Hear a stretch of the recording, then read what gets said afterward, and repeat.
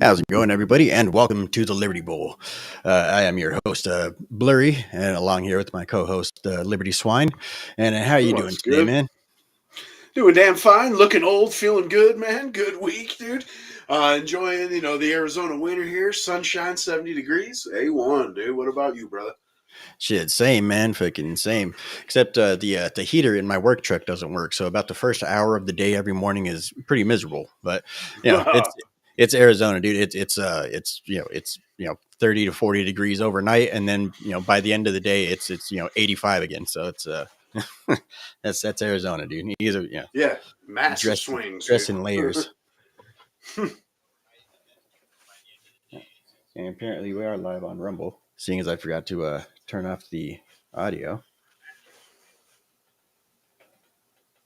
But we are live on Rumble. So anyway, today we got a whole bunch of stuff that we're going to be talking about. We're going to be talking about uh, immigrants in the military. I did a kind of a short standalone video about that one earlier this week. We're going to be kind of going into that just a little bit more deeper. We're also going to be kind of talking about the overwhelming immigrant crisis that we have going on right now in America.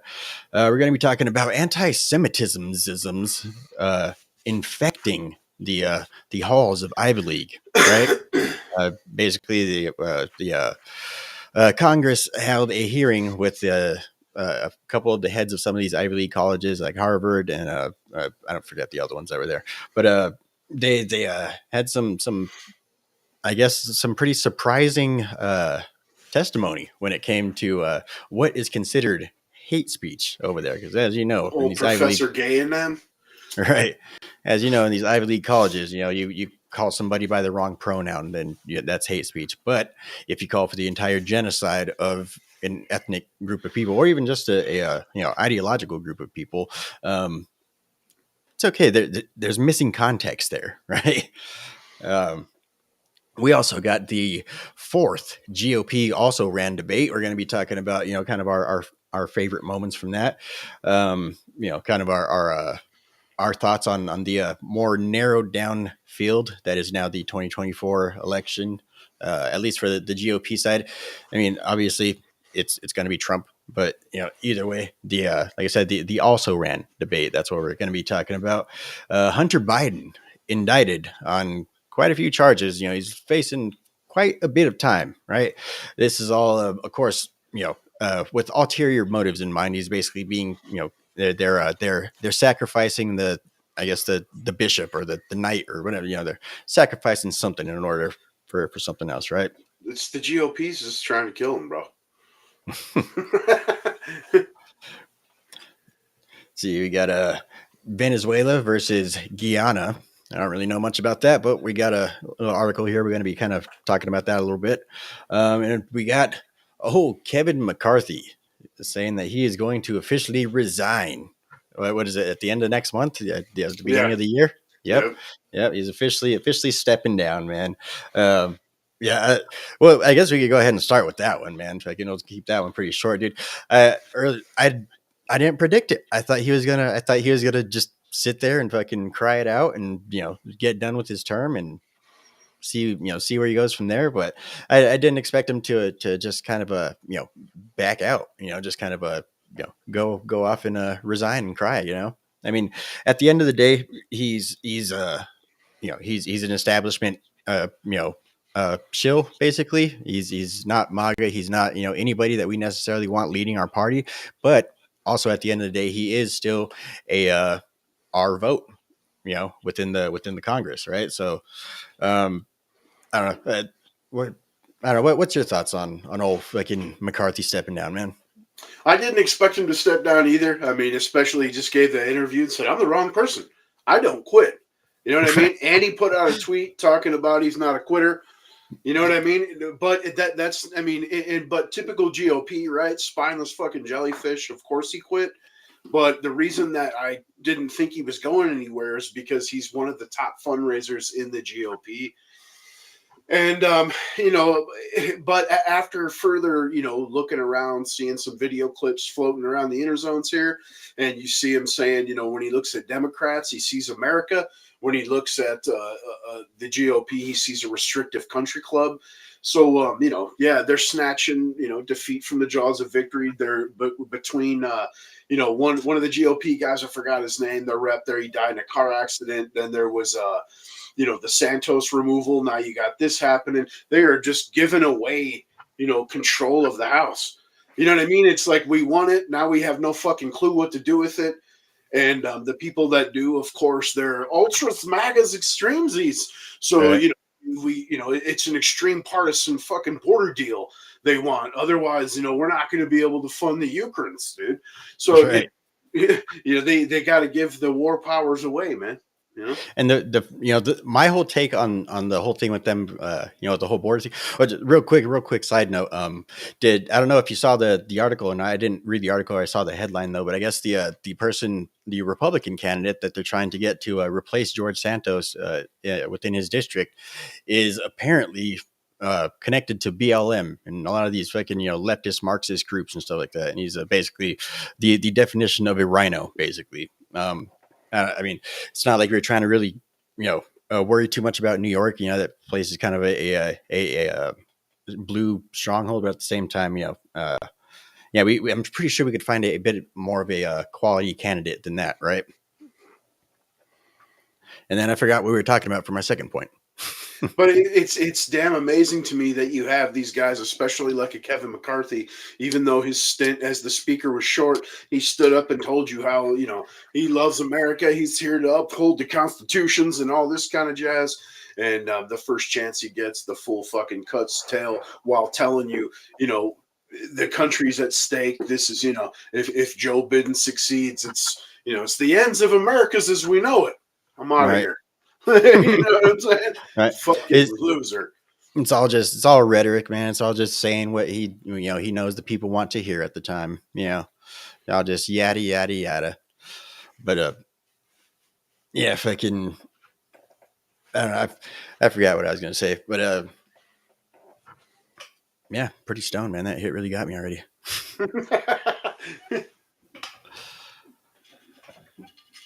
McCarthy's a pudding cup, dude. He's ruining the fucking lead in the House, dude. That's boot it. Right. Boot it.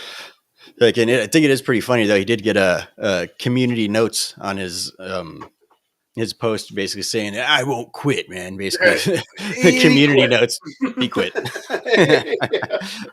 Right, dude. That shit was fucking great, man. But what do you think he meant? Like in terms of he sees the Democrats and to him that that looks like America. I mean, do you think he means I don't know.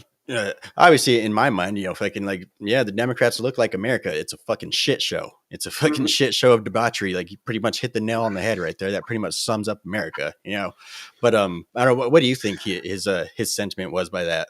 They sum up America like voter replacement. You know what I'm saying? Like Vivek, it pointed out, and is also a product of himself. You know what I'm saying? Is migration replacement, however the UN wants to phrase it. Which I have the PDF. If anyone ever wants to see it, hit us up, and we can send that to you. Just so you know, it's not an extreme Z right-wing conspiracy. It's a literal fucking document in the UN Charter. So that's what he sees. He sees the future that the establishment has lined out for us, which is the death of what founded the country and the move to the multiracial effeminate bot, whatever they want to call it at this point, man. Androgynous, weakling, undereducated, fucking struggle with self-identity. No equivocations, man, to the country and whatnot. Yeah. I think it's I think basically they're just trying to rush us into a forced kind of a social cohesion of humanity. Basically, they're trying to force us into the gelatinous mold that is humanity. That's why they're trying to do the whole replacement theory. Right. They're basically trying to divide and conquer. They're trying to get rid of what creates social cohesion and stuff like that, which is basically civilization, like the European civilization. They're trying to dilute that as much as possible. Um, you know, uh, America, they're trying to dilute that as much as possible. Basically, anything that is I guess has a streak of independence in them, right? They're trying to dilute it, right, and basically break them down into I guess either divided societies to where they actually can't move forward because of the fact that they're just constantly infighting and stuff like that. Uh, Basically divide and conquer. They're trying to do the whole identity politics thing all over all over these places that they're I guess literally invading, right? And yeah, that's basically their whole tactic is that they'll create chaos in these places, and basically from that they'll pick up the pieces. They'll reign over the ashes. It's And the Cloward Piven strategy, man. It's to a T. You know what I'm yeah, saying? yeah. And I don't know, quite frankly, I guess in a sense, you know, in the far distant future, I feel like that's essentially where humanity has to get to. Again, not anywhere within my lifetime, or probably my fucking grandkids' lifetimes. Like I said, I truly believe that we're gonna end up in a more civilization state, kind of like Turley talks about a lot. But something like that. But I believe in the distant future, we humanity is going to eventually come to a point where it's basically a complete humanity, as the fucking the lefties and the hippies like to put it. I do believe that type of thing is inevitable, especially with the fact that we do have to eventually get off of this planet, and that's not really going to be a thing without complete human cohesion, I guess. But again, that's nowhere within our lifetimes or within our fucking children's lifetimes or anything like that. That's not something that's anywhere even feasible right now with the I guess culture, the political culture that is the world right now. I guess not really the political culture, the demographic culture that is America right now, or that is the world right now. We're still I guess like I say, that's why they're trying to do this whole replacement theory thing. They're trying to basically move it and fast forward. But I believe they're, like you said, the whole Tower of Babel thing. It's bound to fail because of the fact that they're trying to force what is essentially meant to happen naturally in the future through evolution, natural process and stuff like that. I think it's all man-made processes, man. I think we were made to be different. I think we have different qualities and aspects for a reason, man. You know what I mean? Just like species of just about every animal you can think of. Mhm. You look at a deer here and then a deer in Africa. You know what I mean? They're the same species but different. And I believe it's the same for us. I mean, you think there's what 2 million species or different offshoots of ants, but they're still ants. You know what I'm Right. saying? I mean, it's the same for us, and we've crossed that path, manually, basically. You know what I'm saying? And hence the reason that there's geographic locations and skin tones, and you know what I'm saying, and centers of gravity, and body hair, mass, what have you, dude. I mean, it's all we're supposed to be different, and there's nothing wrong with that. You know what I mean? If anything, it should be celebrated. And intermixing cultures kills cultures. You know what I mean? Right. You could go, well, there's a new one. Well, yeah, there's a new one, but you killed two of them to make one, man. You I, know what I'm saying? I mean, I think the language barrier too is a major hurdle that until we have a human language that we can't even begin to think about becoming one you know giant cohesive human civilization. Yeah, we're there again. It's like I say, I think it's something that's eventually bound to happen within humanity, just not anytime anywhere soon. But uh yeah, if it can just it's all about control. It's not for any sort of good intention. It's not for any sort of spirit of humanity. The spirit of humanity needs to come together, and it's there's no good hardness in it at all. It's all about power, and it's all about control with these people, right? Like I say, the idea that I'm describing and stuff like that, like I say, evolution through natural processes, to where we eventually are forced to become a giant global, or a giant species of humanity, I guess, that just I guess works together and stuff. I believe that's the eventual future of humanity. But I don't, like I said, I don't think it's anywhere anytime soon. Yeah, if you want to harness the power of your own sun, All it right. takes the majority of your entire species for sure. You know what I Yeah. mean? But at that same time, working in cohesion doesn't mean that, in my view, of course, I mean, I'm nobody. You know what I'm saying? I mean, I'm an idiot. You know what I'm saying? Just like everybody else on this damn planet, bro. But it's in my view, like you can work in cohesion without destroying the basis of, where you come from. You know what I Right. mean? Right. Well, quite frankly, I think there's always been polarity. I think there's always been I think throughout the time that human civilization has existed, there's always been a left and a right of sorts. They just Yeah, we're shift and tribal change over people. time. We're tribal Right. naturally. And at the There's same time, safety in numbers. our thought processes are generally kind of binary. Yeah. As much as the lefties hate to think it, like no, I was there's just gonna say there everything's a binary. right. Everything is in fact a binary, right? Down to your thought processes, down to the balance of who you are. Like everything, it's a binary. It's down to your inner self versus your exterior personality. Like it's everything's a binary, and they all have to work in cohesion, and they have to balance each other, and they have to basically understand each other, and like I say, work together in order to accomplish better things.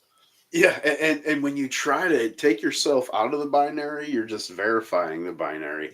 You know what I mean? If you call yourself Right. trans, you're verifying it. And if you call yourself non-binary, you're verifying it. If you're dead, if you're alive, it's all binary, man. Right.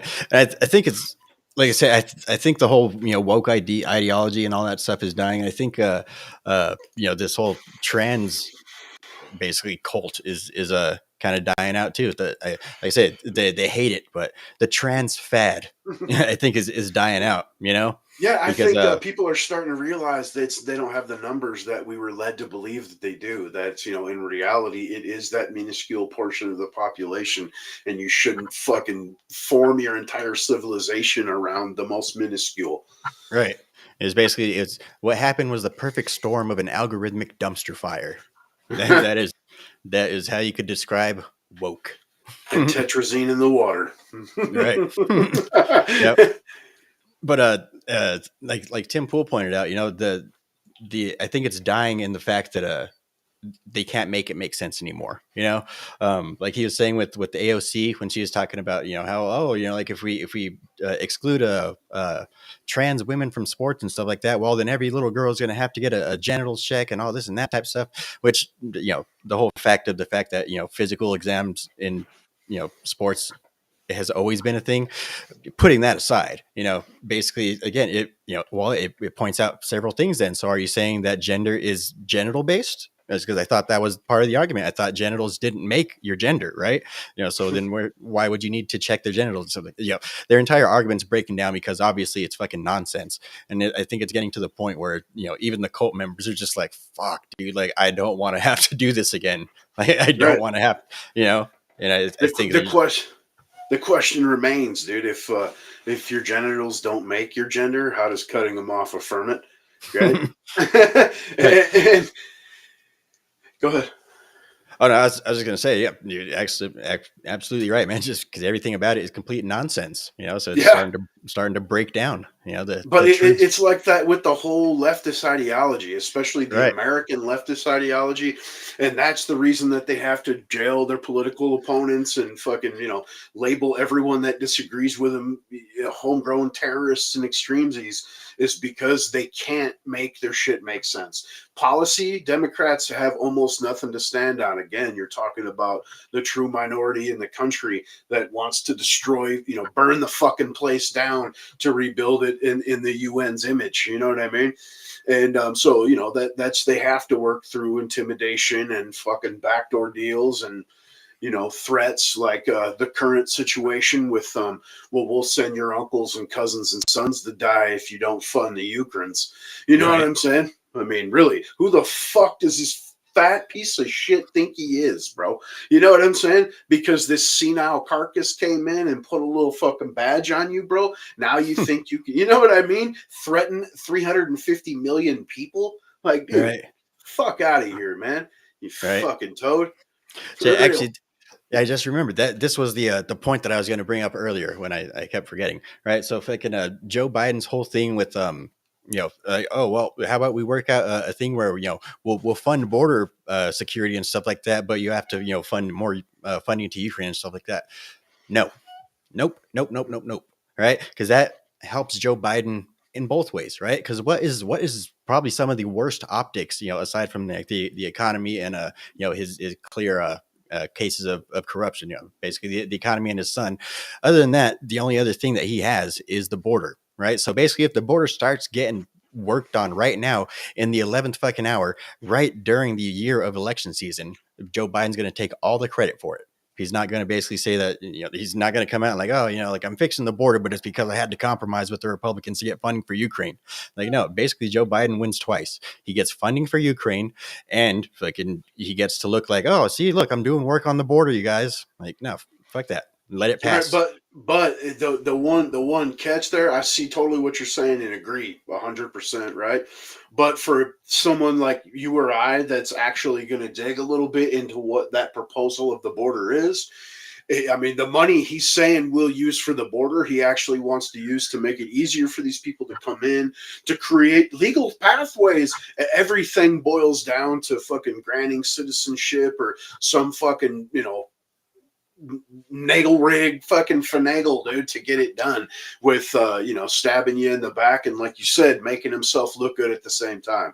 You know what I mean? In reality, he's never, no matter what, you could say, okay, we'll give Ukraine another 100 billion and we'll give you 100 billion for the border. He's not going to secure a damn thing, man, but places for people to stay as they cross in and new Right. Obama phones.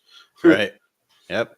Like we're doing here in Arizona. I didn't get a chance to check out that article you sent me, but what was it? We're giving, I guess, fucking immigrants $5,000 a piece now or some shit like that. Yeah, Amazon gift cards. Apparently, Arizona sheriff here saying like they're giving these people $5,000 Amazon gift cards as they cross in. Not to mention the ones that are making it to these, Midwest and East Coast cities are getting $2,200 a month to live on, while their room and board's being paid for. I mean, you know what I'm saying? I mean, these people are living better than we are at this point. Right. You see the videos, they're out here holding signs like, we need more shit, but they're all wearing Nike jumpsuits and, you know what I mean? Right. $100 fucking ball caps and shit.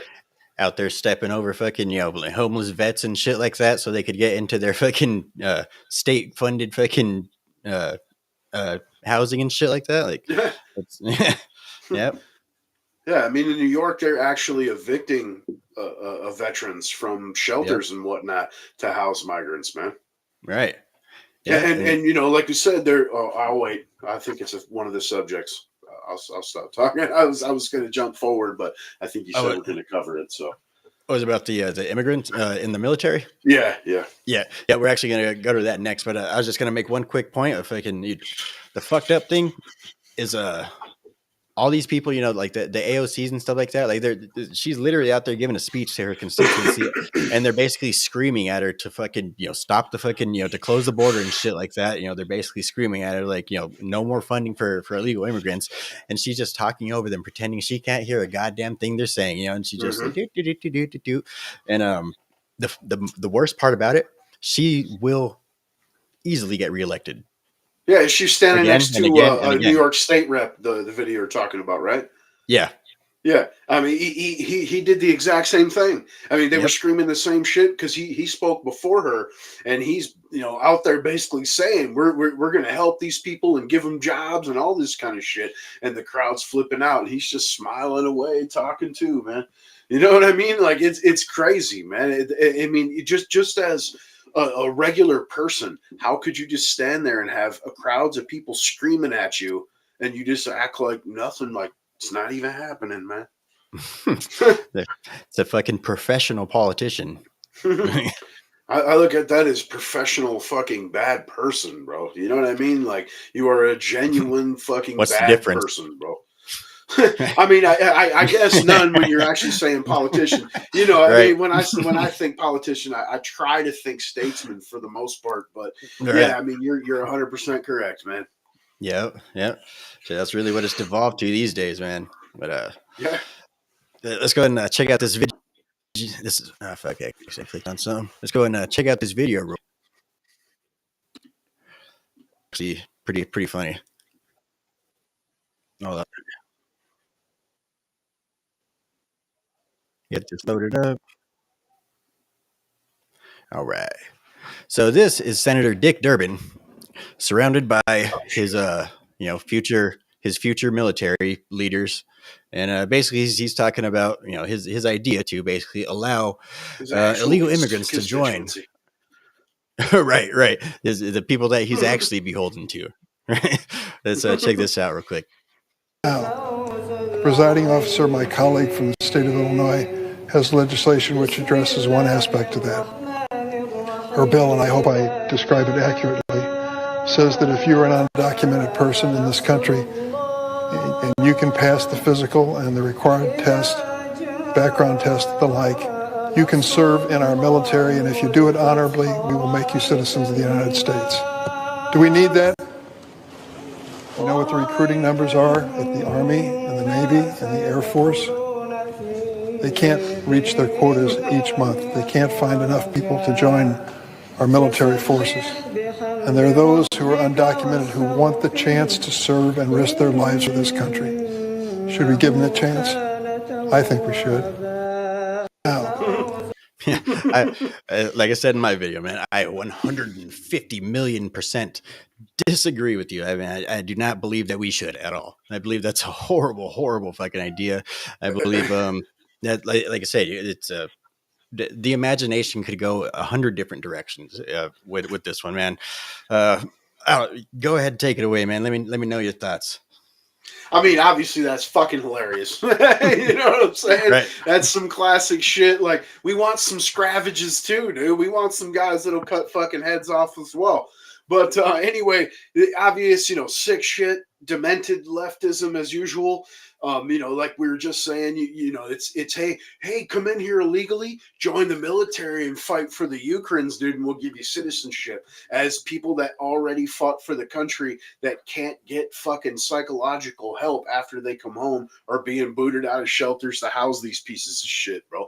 You know what I'm saying? I mean, it's beyond just retarded leftism. I mean, this is flat out treason. These people are treasonous fucking daemons, dude. You know what I mean? And Yep. I've said it 100 times in the last 6 months, probably. But this old GW over there, dude, they'd be stacking fucking bodies months ago, bro. If Right. not years. You know what I mean? And hopefully that isn't in the old juice tubes, but real shit. Yeah. Jay, we got a comment here from Ronan 2020 on Rumble. He says, "No politician is going to save us." Absolutely correct, man. Every man for themselves, right? I guess not necessarily every man for themselves. You should probably watch out for your neighbors and stuff like that. Your local community, your family and friends and stuff like that. But definitely don't expect to be saved from anybody. See, he also says they will follow orders, not their oath to a document they don't believe in. Right, and that is basically the other part of the argument. Not the other part of the argument. It's just another direction that the imagination could wander. Right, um, are they going to be used to basically squash what are now currently being labeled as domestic terrorists? And that would be people like me and you, right? People that are, what's the term they use? Agave, anti-government, anti-authoritarian, violent extremisms. Right. Have you heard that one yet? Oh yeah. I've Right. heard all the Supremes labels, dude. I might make a shirt. Right. Yeah. Fucking. Are you a landscaper? Something like that. Right. Right. But yeah. So yeah, there's the idea that maybe they're gonna fucking use them to actually squash these domestic terrorists that they're so worried about, right? And in which case, man, now this is quite literally at that point an invasion followed by an actual coup. This is an actual, hostile takeover of our nation, right? Man, fucking crazy shit. But I don't. So quick, kind of side thought on the idea of using them as cannon fodder in the coming World War III. That is one of the arguments that they try to make with the Ukraine and stuff like that, and why we need to fund Ukraine is because the United States, they're not emotionally and mentally ready for that type of global conflict. And so basically, we are going to go ahead and fund these other countries to go ahead and fight the boogeyman's for us, right? And so the idea basically would be like, oh, well, we get all these immigrants here. We tell them, you guys enlist and we'll let you be citizens. And then we just send them off to certain death, right? How many people are actually going to be that dumb, and then at the same time, once they start seeing everything, like how many people are actually going to stay there and I will fight honorably, no, that's not a thing. That's not going to happen, and at the same time, the big question is how much damage can they do from the inside, which is obviously a lot. Any sort of damage done from the inside it's gonna cause some major disruptions, right? And especially we're allowing these people from all over the damn world. And this is looking like it's probably going to be a world war. With everything going on all over the damn world right now, it's looking like we're entering a new world war. It's going to be a completely new world order, of sorts. And just a whole bunch of what ifs, Yeah, and like you said, the one aspect is cannon fodder, but of course that other aspect is Katrina on a large scale, man. Then you for sure have a military that'll fire on the populace and won't have a problem going door to door confiscating firearms, man. And obviously they keep trying to come up with ways to put you on lists as if the regular background check wasn't enough. We need universals. And it's a nonstop march towards the fucking gulag for the lot of us, man. If you live that long, you know what I'm saying? If you trace anything back through fucking communist history, you're watching it unfold, man. Yuri Bezmenov couldn't have predicted it better, I think. Yep. Fucking ideological subversion. Yeah, it's distinct. Especially the mass cognitive dissonance, where you can show people information and they'll still look you in the face and tell you, you're conspiracies. Yeah. So Ronan 2020 says, you're missing the part where World War III is going to be fought on Western soil, US, New Zealand, Australia, and UK. Let's see. He also says easier to land an armed force under the guise of refugees rather than landing on a beach after the declaration. And both absolutely true. Yeah. That's why you see the fucking border wide open, man. And what now? We're up to damn near 100,000 Chinese nationals. And then, of course, at a minimum of 1,000 just already this fiscal year, which started in October sometime. We're already up to like 700 known, terrorist watch lists, interactions. So it's a nonstop fucking issue, man. And especially when you find out that they're not counting Palestinians as Palestinians on the rolls as illegal crossings. They said that they don't have a classification for them, so they're just putting them down as Middle Eastern. And man, you're going to see the Palestinian Air Force here soon, right? Yeah, they're going to be able to fucking go right in and just fucking have their whole fucking neighborhoods take over fucking pure full cities and shit like that. As we're seeing up in a lot of the, what is it, like Dearborn and shit like that. A lot of really a lot just all over the damn place. A lot of these You're right though with the Dearborn. There's no other place that compares to it in the country as far as the Middle Eastern population, except for on a lower scale Minnesota, somewhat. But you've seen, they're holding massive rallies for Palestine there. The state rep flies the Palestinian flag outside of her office in DC. You know what I'm saying? Yep. And don't get it twisted. None of these people are our allies, whether they're turning against the Democrats and stuff like that or not. As we saw, what was it, they held a big old like meeting and stuff like that to basically say that the Islamic or the Muslim community is basically abandoning the Democrats or Joe Joe Biden. Biden's, Right. Genocide So, Joe. right. That does not mean that they are fucking on our side. It does not mean, even a lot of them, their whole stance on the LGBTQ community and stuff like that. It's really just because that's their culture to the fullest. It's an anti-LGBTQ culture to the fullest. That's the only reason that they're even, ideologically on our side in that subject. Right. At the end of the day, these people are 150% not on our fucking side. Right. That's Definitely not America first. I mean, they're showing you they're not against Joe because he sucks or because he's ruining the country. He's against Joe because he's not helping out Palestine enough in their eyes.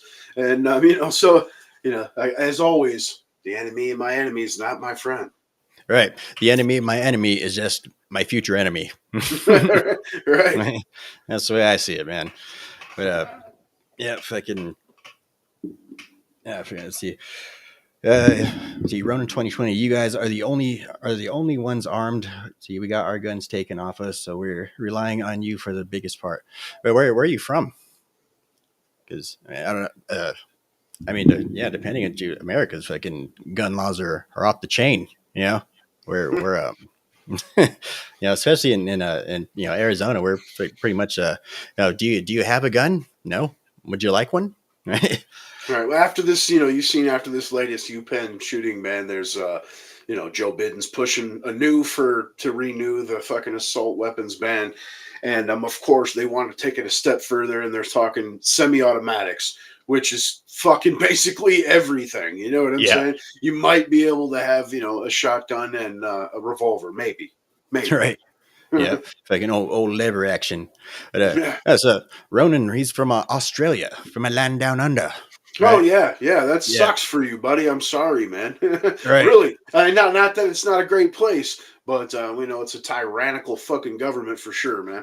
Yeah, they constantly try to point to Australia as the example of gun control. And basically, that's what we need to do here. Look, they didn't fucking completely collapse. Like they don't have the affluence that America does, right? They don't have as many people trying to invade them and basically take over them because of the fact that America is essentially kind of the leader of the Western world. So I'd like to know from Ronan though there what the other violence is like. Like the UK, they confiscated everyone's firearms and whatnot, but then hammer attacks and stabbings went up like 800%. You know what I mean? So I'd like to know what the comparison scale is for other acts of violence. Right. So what's the property fucking crime like? That's a major thing that we have going on here. Or in the UK, I mean, thousands of people have been sued that their house was burglarized and they defended themselves, and they're facing jail time, fines, all sorts of shit, man. Yep. Yeah, you fucking. That's one thing. I mean, I of course keep guns, but that's it's one of those things that's kind of like a very, very personal for myself type thing, like I'm definitely not the type of person that's going to be out there trying to like save somebody. I'm definitely not the type of person that's going to fucking, shoot somebody that's, fucking trying to, steal somebody, trying to carjack somebody or something like that. I'm definitely not going to be out there being somebody's hero or something like that. But, yeah, fucking when, I don't know, I forget the point where I was going, but essentially, American gun culture, that's basically what keeps us safe. That's what kind of keeps basically everyone in America is a trained fucking militia member for the most part.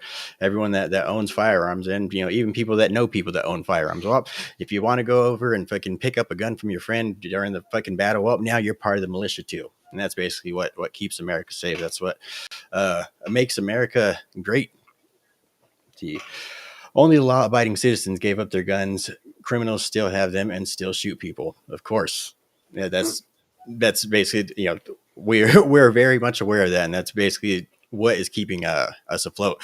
And also the fact that we're having a really major rising crime rates here in America right now, it's really kind of bolstering the Second Amendment argument right now.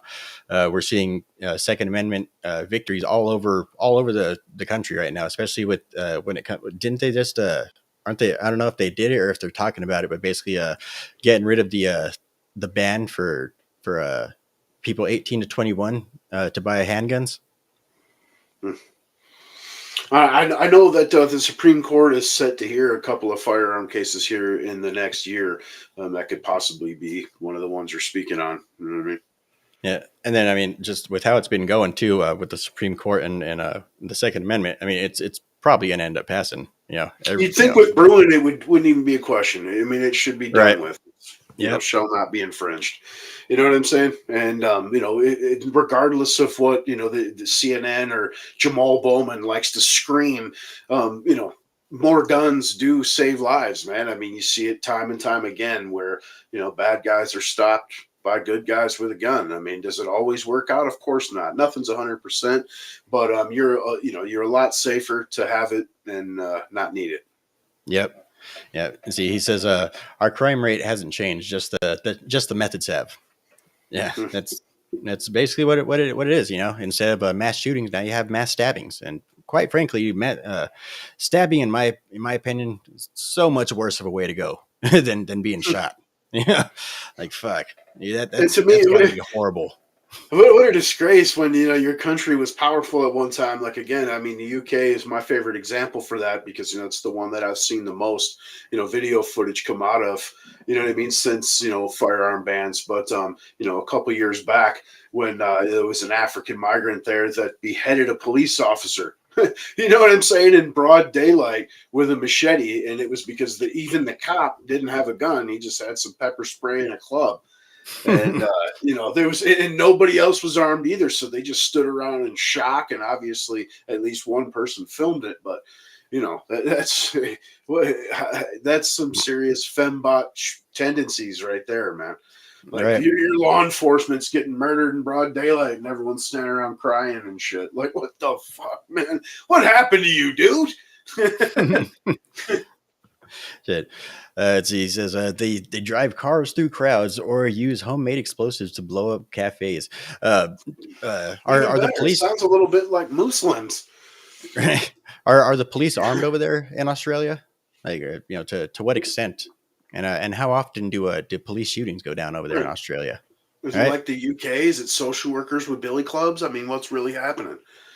Hey, listen here, son. Over there whooping people, putting them into the paddy wagons and shit. Right.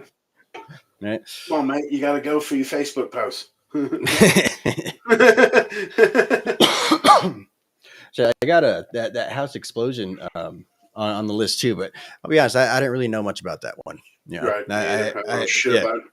Yeah, if I can, from what I heard, the dude's like FBI connector or some shit like that, dude. I don't know. Quite frankly, dude. He's a fucking white supremacy MAGA extremesy, bro. Right? Definitely. He was definitely hoping that some of those cops were black. That was his whole purpose, right? Again, if it's something, that deep opera, that deep ops or something like that. We're never gonna fucking know anything about that. That's that's far beyond our pay grade. America's. Let me go ahead and vid you pulled up here. Alrighty. So let's go ahead and switch on over to all right, real quick. Well, often they took my advice.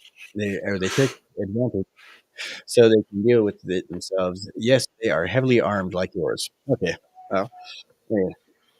Good to know. I mean, quite frankly. No, you can't. No, can you hear me now? Yeah. All right. Cool. Let's see. He said, "See, I won't help them. See, they took advantage of me so they can deal with it themselves. Yes, they are heavily armed like yours. So yeah, their police officers are heavily armed over there in Australia. That's right? Even worse, man. That's some serious fucking tyrannical land right there.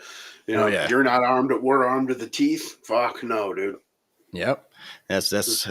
That's what happens when you let them do it, man. Mm-hmm. When when you put your faith in government. Unless you're the UK, of course. Right. All right, let's see.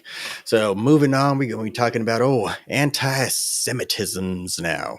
Anti-Semitisms up on college campuses over. I forget where this video is from. UPenn, Harvard, fucking. There was 3 presidents that spoke. I know it was UPenn, Harvard, and I forgot the other one. Might have been Brown, maybe. I can't remember. Let's see. So, Rep. Elsie Stefanik, at today's hearing, Harvard's president shamefully refused to say whether the calling for mass violence and genocide of the Jewish people is considered harassment or bullying according to Harvard's own code of conduct. Claudine Gay should resign immediately. All right, let's go ahead and get this one out real quick. Check out Professor Gay. All right, this one's about a 5-minute one, so we'll probably pause, in between. Do some live commentary on it. Ms. Stefanik, you're recognized for 5 minutes. Dr. Gay, a Harvard student calling for the mass murder of African Americans is not protected free speech at Harvard, correct? Our commitment to free speech... It's a yes or no question. Is that corrected? Is that okay for students to call for the mass murder of African Americans at Harvard? Is that protected free speech? Our commitment to free speech... It's a yes or no question. Let me ask you this. You are president of Harvard, so I assume you're familiar with the term intifada, correct? I've heard that term, yes. And you understand that the use of the term intifada in the context of the Israeli-Arab conflict is indeed a call for violent armed resistance against the state of Israel, including violence against civilians and the genocide of Jews. Are you aware of that?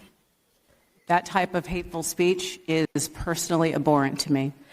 And there have been multiple marches at Harvard with students chanting, quote, "There is only one solution, intifada revolution," and, quote, "globalize the intifada." Is that correct?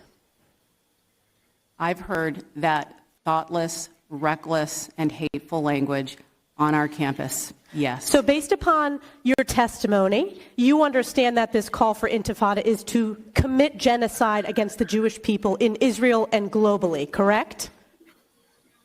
I will say again, that type of hateful speech is personally abhorrent to me. Do you believe that type of hateful speech is contrary to Harvard's code of conduct, or is it allowed at Harvard? It is at odds with the values of Harvard. Can you not say here that it is against the code of conduct at Harvard? We embrace a commitment to free expression. That means no. Right?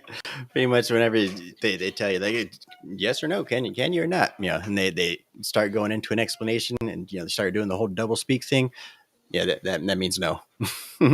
It's a negative. All right. Professor Gay is not doing it. Views that are... the bastion of free speech that is Harvard, right? She's just absolutely standing up for free speech, man. 100% American, man. 100% First Amendment absolutist. That's the problem. She cares too much about the First Amendment. That's what the problem is. Objectionable, offensive, hateful. It's when that speech crosses into conduct that violates our policies against bullying, harassment. Does that speech not cross that barrier? Does that speech not call for the genocide of Jews and the elimination of Israel? When you testify that you understand that is the definition of intifada. Is that speech according to the code of conduct or not? We embrace a commitment to free expression and give a wide berth to free expression, even of views that are objectionable. You and I both know that's not the case. You are aware that Harvard ranked dead last when it came to free speech. Are you not aware of that report? As I observed earlier, I reject that characterization. It's the data shows it's true. And isn't it true that Harvard previously rescinded multiple offers of admissions for applicants and accepted freshmen for sharing offensive memes, racist statements, sometimes as young as 16 years old? Did Harvard not rescind those offers of admission? That long predates my time as president. But you so I can't understand speak. that Harvard made that decision to rescind those offers of admission. I have no reason to contradict the facts as you present them. Correct, because it's a fact. You're also aware that a Winthrop House faculty dean was let go over who he chose to legally represent, correct? That was while you were dean. That is an incorrect characterization of what transpired. What's the characterization? I'm not going to get into details about a personnel matter. Well, let me ask you this. Will admissions offers be rescinded or any disciplinary action be taken against students or applicants who say, from the river to the sea or Intifada, advocating for the murder of Jews? As I've said, that type of hateful, reckless, offensive speech is personally abhorrent to me. And today that no action will be taken. What action will be taken? When speech crosses into conduct that violates our policies, including policies against bullying, harassment, or intimidation, when they start genociding them, that's when it's a problem. Like, Right. They haven't even started the genocide yet. Why would I stop them now? take action, and we have robust disciplinary processes that allow us to hold individuals accountable. What action has been taken against students who are harassing and calling for the genocide of Jews on Harvard's campus? I can assure you we have robust What disciplinary actions have been processes taken? I'm not with asking. actions underway. I'm asking what actions have been taken against those students. Given students' rights to privacy and our obligations under FERPA, I will not say more about any specific cases other than to reiterate that processes are ongoing. Do you know what the #1 hate crime in America is? Cops killing blacks. I know that over the last couple of months, there has been an alarming rise of anti-Semitism, which I understand is the critical topic that we are here to discuss. That's correct. It is anti-Jewish hate crimes. And Harvard ranks the lowest when it comes to protecting Jewish students. This is why I've called for your resignation. And your testimony today, not being able to answer with moral clarity, speaks volumes. I yield back. Yeah. At this point, I'm convinced that all you have to do to be, considered a leftist academic is just have a fucking wide vocabulary and be able to regurgitate asinine fucking talking points. You know what I'm saying? And of course, just lie. Just be able to just lie or sidestep the truth, lie by omission. You know what I'm saying? Like, if lying by omission is one of your top skills in life, dude, you will exceed. In the leftist academic world of the Frankfurt fucking School of Indoctrination. How could a storied entity like Harvard put forth this fucking straight toad with any kind of pride or confidence as representation? I mean, dude, come on, man. I mean, I'm not trying to be petty or childish or anything like that, but in all seriousness, you know what I'm saying? I mean, I wouldn't want her to represent a fucking my franchise, my McDonald's franchise. You know what I mean? Seriously. Right. It takes much more than a vocabulary. Shit, I forgot what I was going to say. If I can, I forgot what it was. But anyway, if I can, Ronan in the chat says, why don't they call out the carpet bombing that Israel is doing? So we'll address that in just a second. And he also says, people like her deserve to be a slave. Just saying, she's a left-hearted dyke pretending she has balls, but can't seem to find them. All right, 100% agree. All right, so real quick, let me address the first part. So in terms of what's going on between Israel and Palestine, we don't fucking care, right? quite frankly, that's what it is on this end, right? We don't have a fucking dog in the fight. We basically our whole thing is basically America first, right?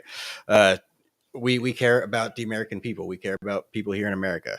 And that's So when it comes to the war crimes of Israel and stuff like that, if they're committing war crimes, then I believe we should definitely try them for that as well. I'm not on board with war crimes of any kind, or whether I agree with the side ideologically or not. I'm even against America's war crimes. America's probably one of the fucking biggest war criminals in the goddamn world. It's just who's gonna put us on trial. So, again, we don't necessarily have a dog in the fight. It's just when it comes to this right here, this woman is clearly an evil person. Again, she claims to be standing up for free speech and stuff like that, but at the same time, they have the lowest score when it comes to being a pro free speech on college campuses. Right? They constantly ban conservative voices from the campus. Right?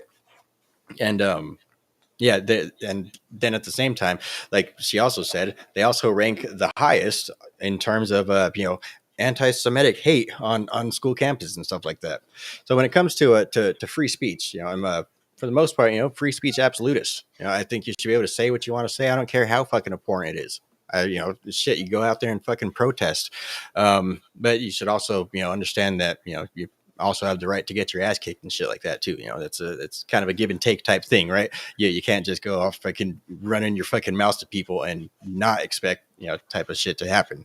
But when it comes to hate speech and stuff like that on school campuses, like I personally don't give a fuck. I fuck it. They should have the right to protest just as much as the other people should.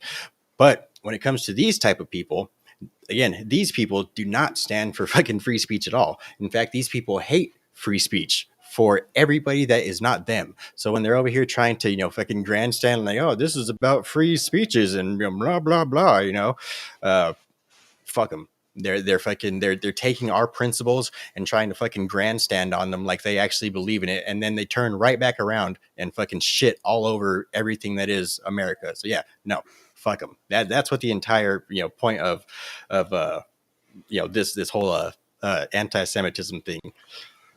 But it's typical leftism, man. Everything they say is free speech. Everything you say is hate speech. For me, it's the hypocrisy, right? We're for free speeches, but yet they're retracting admittances over people posting memes on their personal accounts. That's the utmost draconian fucking, tendencies there. And,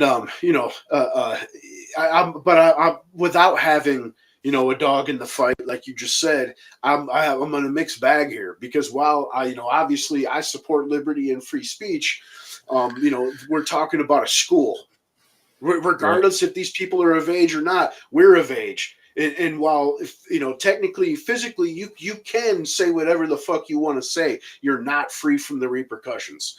You know what I'm saying? And as far as, you'll lose your job and shit. It should be similar in places where there's meant to be some sort of decorum. You know what I'm saying? But at the same time, I don't give two shits that there's people there that say, infantata or what have you. That's again, that's none of my concern, man. You know what I mean? It's Aloha salad bars and stuff. Yeah. I mean, don't get me wrong. At the same token, I would rather, not have that going on in the country as a whole at all, and not like we're banning that. I mean, in the the American ideology, it shouldn't even be there. I mean, the Marines were fucking created to keep us fucking safe from these fucking people, man. You know what I'm saying? So, there's different ways to look at it, of course, but strictly from an American lens, obviously, because like you said, I don't have a dog in the fight either. I don't give two shits, man. You know what I mean? People are being killed. That's terrible, of course. I mean, that's humanity. You don't want people to die. You know what I mean? But if you you come in and kill someone's fucking kid or what have you, I mean, what's good for the goose, bro? It's, you know what I mean? And that's war. You don't strike to, well, that's tit for tat. You strike to win. You know what I mean? Yep. You crush your enemy completely. Yeah. Right? Shock and awe, man. Yeah. But he says, Ronan says something similar. He says, yeah, we the people don't care, but our government has picked a side, right? That's also a point that we've made on this show, right? Basically, again, we don't give a fuck about what's going on over there and stuff like that. But at the same time, we're very much aware of the fact that our government is going to send money over there. And if it does get to the point our government has a thing for the Middle East. Like that's kind of our thing, is going and bombing little brown kids and shit like that. So anytime we get the chance to fucking do so, we're most likely going to end up jumping on it. But of course, us on the more of the liberty side, the more of the America First side, we're absolutely 150% against it, right? But see, I got this quick little 49-second clip here of old fucking Net and Yahoo. And he's over here basically saying that it's anti-Semitic to talk about Israel's war crimes. I actually haven't seen the video yet, so we're both going to be watching this for the first time. Everything's anti-Semitic. Right. Everything's anti-Semitisms. Everything's fucking racisms.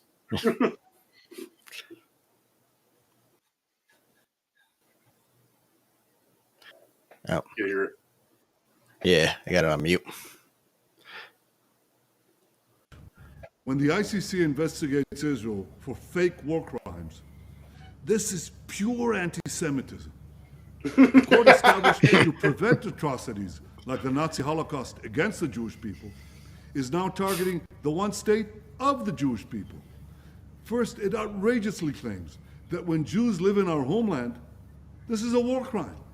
Second, it claims that when democratic Israel defends itself against terrorists who murder our children, rocket our cities, we're committing another war crime. Yet the ICC refuses to investigate brutal dictatorships like Iran and Syria, who commit horrific atrocities almost daily. As Prime Minister of Israel, I assure you, we will fight this perversion of justice with all our might. Yeah. Purely anti-Semitism if you criticize Israel and you try to say that Israel is committing war crimes. Even investigating Israel is war crimes. Matter of fact, war crimes were invented to help protect Israel. So how could Israel be being tried for war crimes? That makes no sense. Right. Right. Like, those whole tribunals, man. I mean, they're just about worthless anyway, right? Nothing's going to happen. But I mean, our American presidents are on that list. Right. You know what I'm saying? I mean, fuck, George Bush is on that list, man. So I mean, it's not anti-fucking Semitism, man. It's not anti-Zionism. It's fucking, you're a shitbag. Right. You know what I mean? Simple as that. I agree with them with the retaliation part, though. Obviously, you fucking bomb me, dude, I'm blowing your shit off the block, right? But of course, all the rest is just fucking drivel, man. It's identity politics bad. You're a racist. Yep. Everything's racisms. Mm-hmm, yep. Racisms.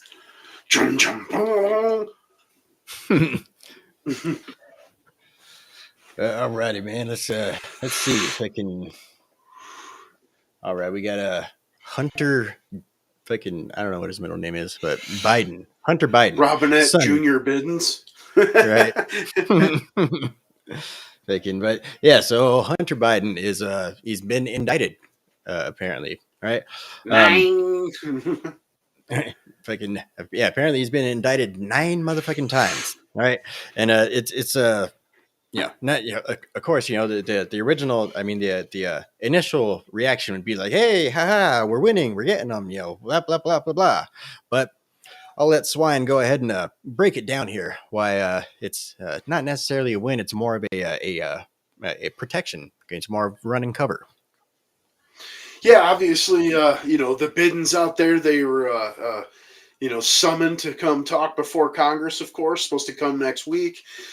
Joe Biddens, of course, just ignored it, but apparently Hunter and his attorney actually agreed to come speak. So it's just a coincidence that, of course, shortly after that happens, they drop these indictments, so that cancels that out. He's obviously not going to be going before Congress now. The 9 charges, I believe 7 are to deal with tax evasion and fraud, and 2 with weapons charges, right? He's facing 41 years. I don't know if that's going to happen. It could be Joe Biden's final hurrahs to pardon his son. Who knows, right? But one thing is for sure, you got right-wing media and even some left-wing pundits saying that they dropped the indictments to protect Joe Biden's as more information drops, checks, bank accounts, transfers, yada yada. But in reality, we all know they're protecting Black Jesus, man, because this all connects back. All this started while the current shit that they're on is where he was in charge with foreign affairs with the Ukraine and whatnot. And all that took place under Obama as vice president. That's just like a figurehead. Dude didn't have any real power or ability to pass bills or give out billion-dollar loans. That was all Obama's signatures on all that shit, right? So as you know, more information comes out, they got to protect Black Jesus because that was a scandal. The only scandal was a tan suit, if you remember. You know what I mean? None of the IRS scandal, Fast and Furious. You know what I'm saying? Right. None of that shit exists, bro. It's IRS targeting, all that jazz. That's that's a scam. You got to protect Jesus. Right. But yeah, if I could, that's actually kind of one thing I was wondering about too. Is because earlier when they were talking about doing the bringing subpoenaing Hunter Biden before Congress and stuff, Hunter Biden's attorneys basically said like, yeah, he'll do it, but he only wants to do it on live TV. Basically, he wants it to be televised. He doesn't want to do a closed door deposition, right? It's a put on a show. Right. I was kind of wondering that. I was like, why the fuck would Hunter Biden want everything to be out in the open? Right? There's sympathy. Go on there and cry about smoking Parmesan and shit, dude. Right. But at the same time, I mean, the optics, for the Biden and stuff, it's all bad. I mean, he's not gonna be able to cry himself out of this one without actually, making some sort of deal with the establishment unipartyists behind back doors. So that's why I was wondering, like, why wouldn't he want to be, deposed, privately before, going before Congress in front of everybody and stuff like that. But now it's starting to make. But his current line is the GOP's trying to kill him to derail the Biden's presidency. So right. I mean, that's what he's running with at the moment. But who knows what he would have came with on live TV? He's on C-SPAN balling. They're trying to hurt Joe Spence. Well, I think that's what they want. I think they wanted him to not go before Congress. I don't think they ever planned on letting him go before Congress. I think they wanted him to come out there and say, I want to do it, but I want the world to see me. I want it to be televised. I want it to be like the Donald Trump trial. I forget which one is supposed to be televised, but I don't know. I want it to be like that. I want the world to see my truth. And so basically, primetime impeachments. Right. Basically, he wants people to think that he's not afraid. But meanwhile, the only reason he's saying that is because he knows that he's absolutely safe, right? Because David Weiss, let's not forget who David Weiss is, right? David Weiss, he may have been a Trump appointee, but this dude has always been a fucking unipartyist, right? This dude's always been a fucking unipartyist. He's the same guy that tried to get him off in perpetuity. Right. Yeah, he's the same fucking prosecutor that tried to basically get him complete immunity for everything that he has ever done ever. Right? That's pretty much exactly what the fucking plea said. Like, you're free from everything, immunity from every crime you've ever done ever. Like, that's pretty much what it was, right? And so, this dude, he's not, he may have been appointed by Trump, but he works for Biden, right? Or he works for fucking Merrick Garland, who works for Biden, right? This dude's he's not a he's I forget where I was going, but he's a piece of shit, to say the least. Yeah, he's not looking to put Hunter away. Yeah, it's definitely a show, man. And like I said, it's to prevent the congressional deposition. Yep. Let's see. Ronan says Joe Biden is dead. Are you talking about the actor? Right. The fucking the lizard in the skin suit.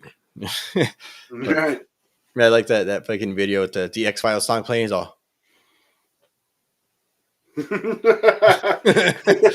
Dude, that video when what I think he was in Ireland, man, and they're talking to him afterwards. He's tired of shit, obviously, but his chin was split in like 3 points.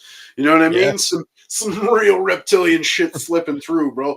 And of course, like guy's saying, there's times you can see foreheads wrinkled, ears almost peeled forward. I mean, I say Joe Biden's dead too. They just wheeled the carcass out. It's been fucking 3 years at Bernie's. Right. Weekend at Biden's, man. Yep. Adrenaline, stat. Right. Someone bring this man a 12-year-old child. Yep. And you know when he comes down off of whatever they hype him up on, because then he's, well, I don't know about you guys, but I'm gonna go to bed.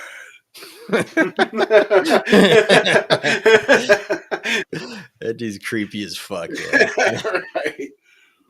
Dude, like I don't know how the fuck that dude got elected in the first place, man. I guess we'll kind of use this to segue into our next one that we're going to be talking about, which is the GOP debate. But is it Joe Biden got elected straight out of fucking hatred for Trump? That's the only reason that fucking piece of shit got elected. Dude, everything about the dude is fucking horrible. Like his family life, fucking his kids, fucking his history. You know, like dude, you know, he's locked up more Democrat voters than fucking anybody. Dude, like that dude's a piece of shit fucking person, right? He's always been a piece of shit person. You know, his campaign, which was practically non-existent. Fucking if you don't vote for me, you ain't black. Fucking all They got the into prison and voted for him and shit. right. Right. Yeah, dude, but I Like, give a fuck. You're allowed to say it on the old Juice Tubes now, and like we're going into the debate anyway. Like old Ramaswamy said, dude, the fucking election was stolen, son. You know what I'm saying? And the 2016 that Trump obviously won, and it was stolen with the Russian collusion bullshit that tied him up in fucking court litigations and fucking interviews and fucking yada yada for, the first 2 years of his presidency, man. Between COVID and fucking a crooked ass FBI, they killed an entire term. Yep. Yeah. Shit. Yeah, they really fucked him. They fucked him over, man. That's again, dude. That's like I say. That's another thing to worry about. Like when it comes to if Trump does win in 2024, he's gonna face much of the same obstacles that he did in his first term and stuff like that.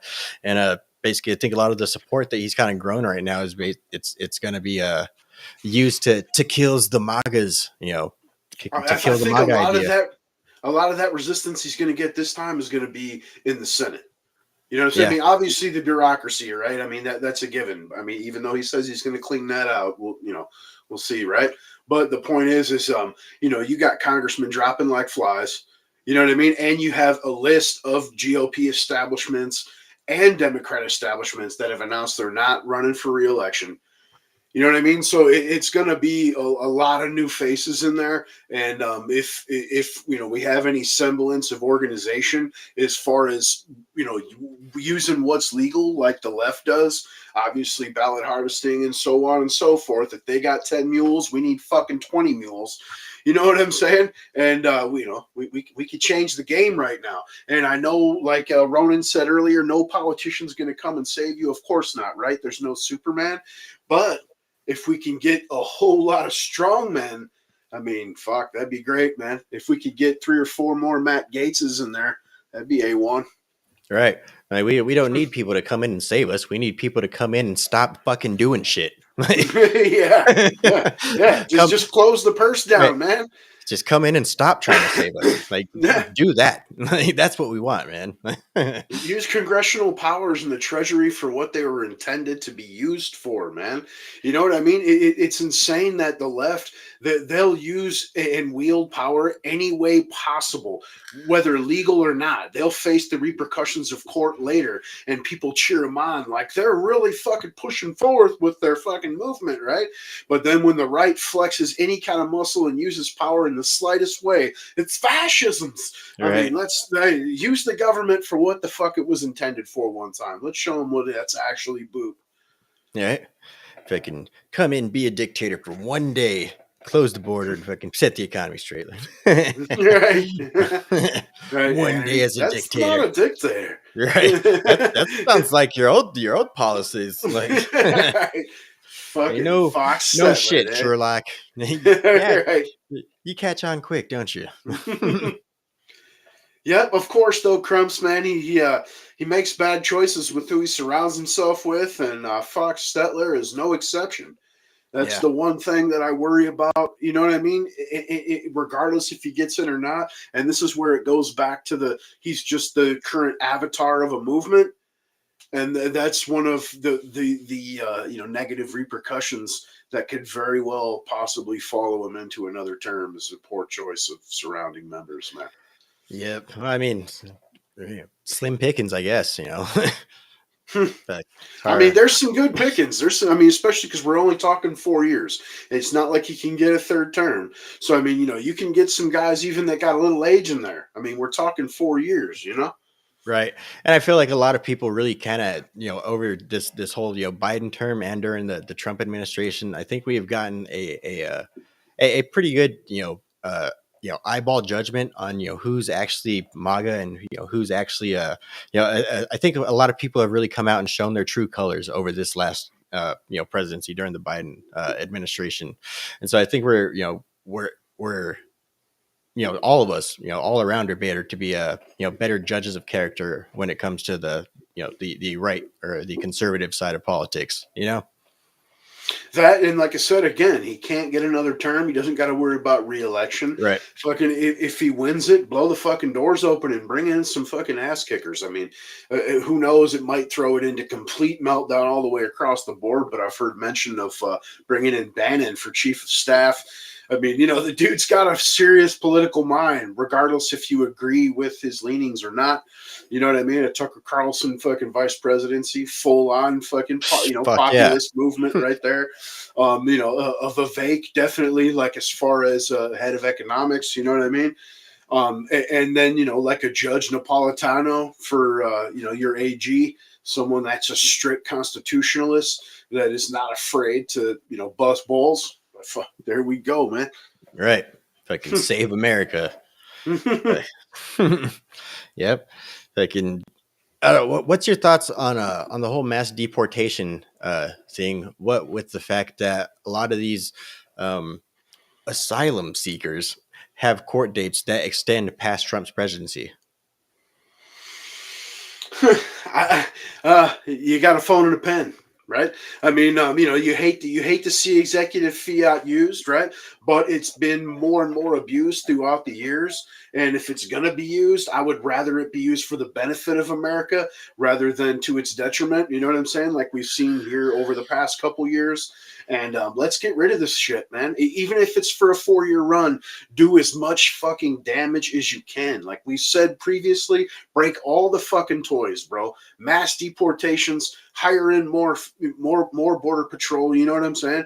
And like you see the police across the board lowering standards to higher the ranks, which, as far as the police force, it's not what you want to see.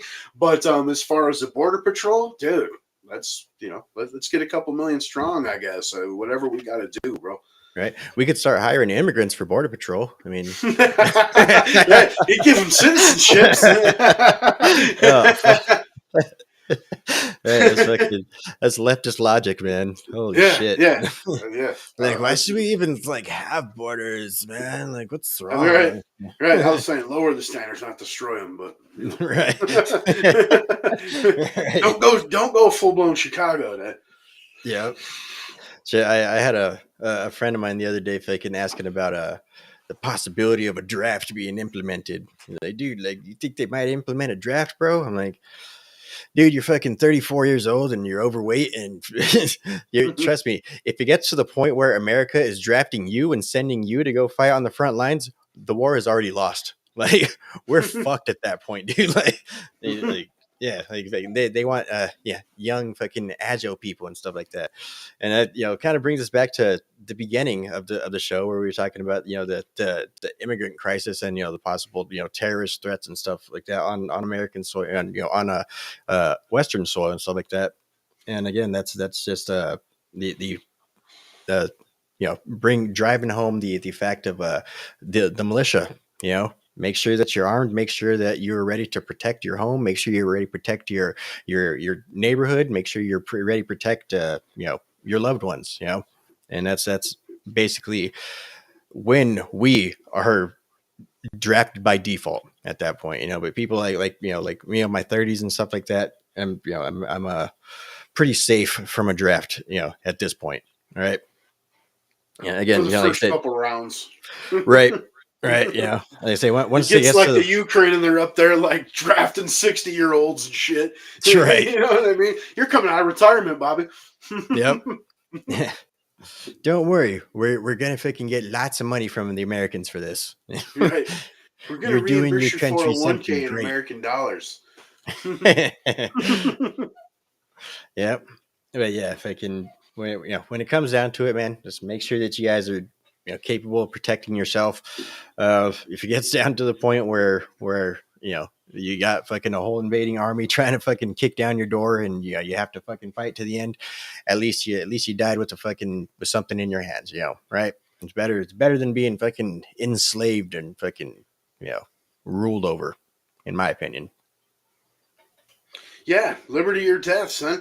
And Right. it's unfortunate that we're from generations that we don't even know true liberty.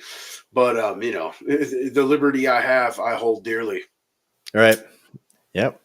Yeah, and that's what I say. The philosophy of America. If you believe in liberty, then fuck it. You belong here. You belong in the Western world. Then if you're trying to come here and basically try and institute your culture into the culture of liberty, well, then you're not for liberty. Then you do not belong here.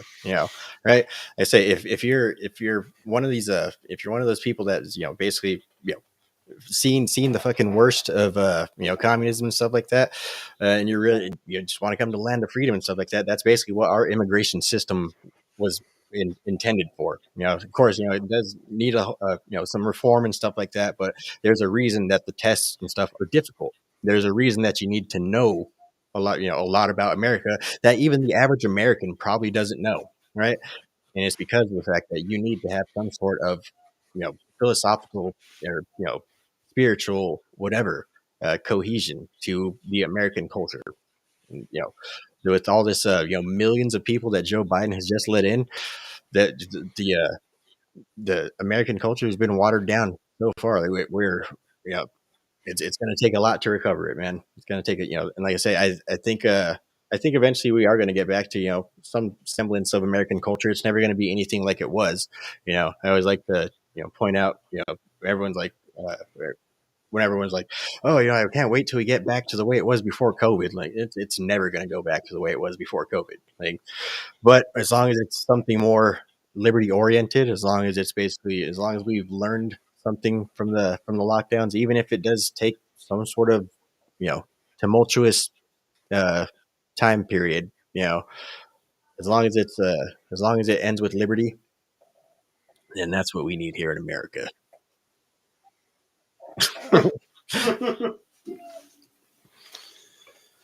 Yeah, so the debates, man, fucking, All right. What'd you think, man? So, of course, like I said in the beginning, it was basically an also ran debate. Of course, I believe that Vivek Ramaswamy's, stole the show as usual. One thing that I did kind of pick up on it was there's a lot more establishment donors in the crowd this time. I saw Ramaswamy getting a bit more booze than usual, right? Yeah, I don't know. A lot of the stuff it just does kind of turn me more toward Ramaswamy. Again, all this stuff is pretty much irrelevant because at the end of the day, Trump's going to end up getting the nomination unless he's he gets dead or something like that. But yeah, fucking in my opinion, I think Ramaswamy stole the show, and I think the fact that the mainstream news outlets and stuff like that are intentionally trying to turn people against him, basically just it breaks it down to that old saying, the enemy of the state is the friend of the people. Yeah, and he definitely stole the show, cracked the whip on Chris Krispy Kremes, and definitely Lockjaw Haley, man. DeSantis kind of came out unscathed. I thought this was probably his best debate. But of course, all the the shots, the one-liners and whatnot were pretty much Vivek, the entire night. And the booze, I mean, obviously Trump is the first, I think, to point that out, that I'm aware of anyway, that at those debates, it's all the donors sitting in the front, for the first 20 rows or whatever. It's nothing but, big money donors and shit like that. And the establishment definitely likes Haley. It's been leaked that Paul Ryan is talking to active, congressional members, telling them to back Haley and whatnot. Complete warmonger and foreign agent for Israel. and has some sort of, jaw issue. Right. You know what I'm saying? She's always talking like this. It's crazy. Like her lips move, but her teeth don't. Like there's something really wrong with you. You know what I mean? She's trying to hide the lizard's tongue, right? The fork. But dude, I mean, what to say? Buy it down. Buy it down. Chris Krispy Kremes, I think, got ended. He got a second Barbara Walters moment. Basically, they're telling him like, "You're fat. Like, what are you doing running for president, dude?" You know what I'm saying? And I know, of course, there was, I'm sure, some meltdowns like, "That's me. That's base rice." You know what I'm saying? So biased, but it's real shit. I mean, the dude does not, you look at that and you automatically think that he's not going to be physically able to handle the stresses of a job that ages people before your eyes. You know what I mean? Old Trumpsicles exempt. Yeah. Other than that, I think there should have really only been two people on that stage, and it was DeSantis and Vivek, right? Yep. Yeah. I do like the part where DeSantis, or I forget who, I'm pretty sure it's Vivek. Someone basically called out Nikki Haley about the online anonymity thing, where basically she doesn't even use her fucking real name. She uses a more Americanized name. I'm pretty sure it was Vivek about because he pointed out the fact that I didn't have to fucking Americanize my name. Right. Yeah. But that's talking about the immigration thing. I mean, when you were saying about basically you have to have some kind of identifiers, spiritually, morally, what have you, with America. That was something that like Europeans, right, would come here and change their name to try to seem more American. And when people say we're a nation of immigrants, like, I mean, it was 78 to 80% European immigration only up until like the late 70s. And again, these are people that wanted to be American. Like they didn't come here to just get your money and open up a taco shop or a Chinese restaurant. They came here to join Americana. You know what I mean? They believed in the idea of what America was. They were leaving their country for an actual reason, not just to come steal your fucking riches. For the gimme that's. Yeah. They can. If I can, I believe that's basically what's kind of led to America's downfall was basically the implementation of socialism through the New Deal, and basically ever since the whole World War II thing where we became an empire, we've just been on the downslope, or not necessarily on the downslope, but we've been walking toward the edge of a cliff, Yeah, 1913, man, was the death of America in reality. That's when you became a tradable commodity. And of course, the Federal Reserve was born, and the American dollar value has done nothing but plummet since its inception, which was for the protection of the value of the dollar. Like 16th and 17th Amendment, fucking the Federal Reserve Act, like 1913 was a fucked up year. And regardless of what they tell you, it wasn't fully ratified. They did it in secret on Christmas Eve with less than a third of Congress at present, when it takes 2/3 to ratify the Constitution. So, yeah. If I can, whole bunch of bullshit, man. But if I did also notice that Vivek was curiously the only person up there that was anti-war.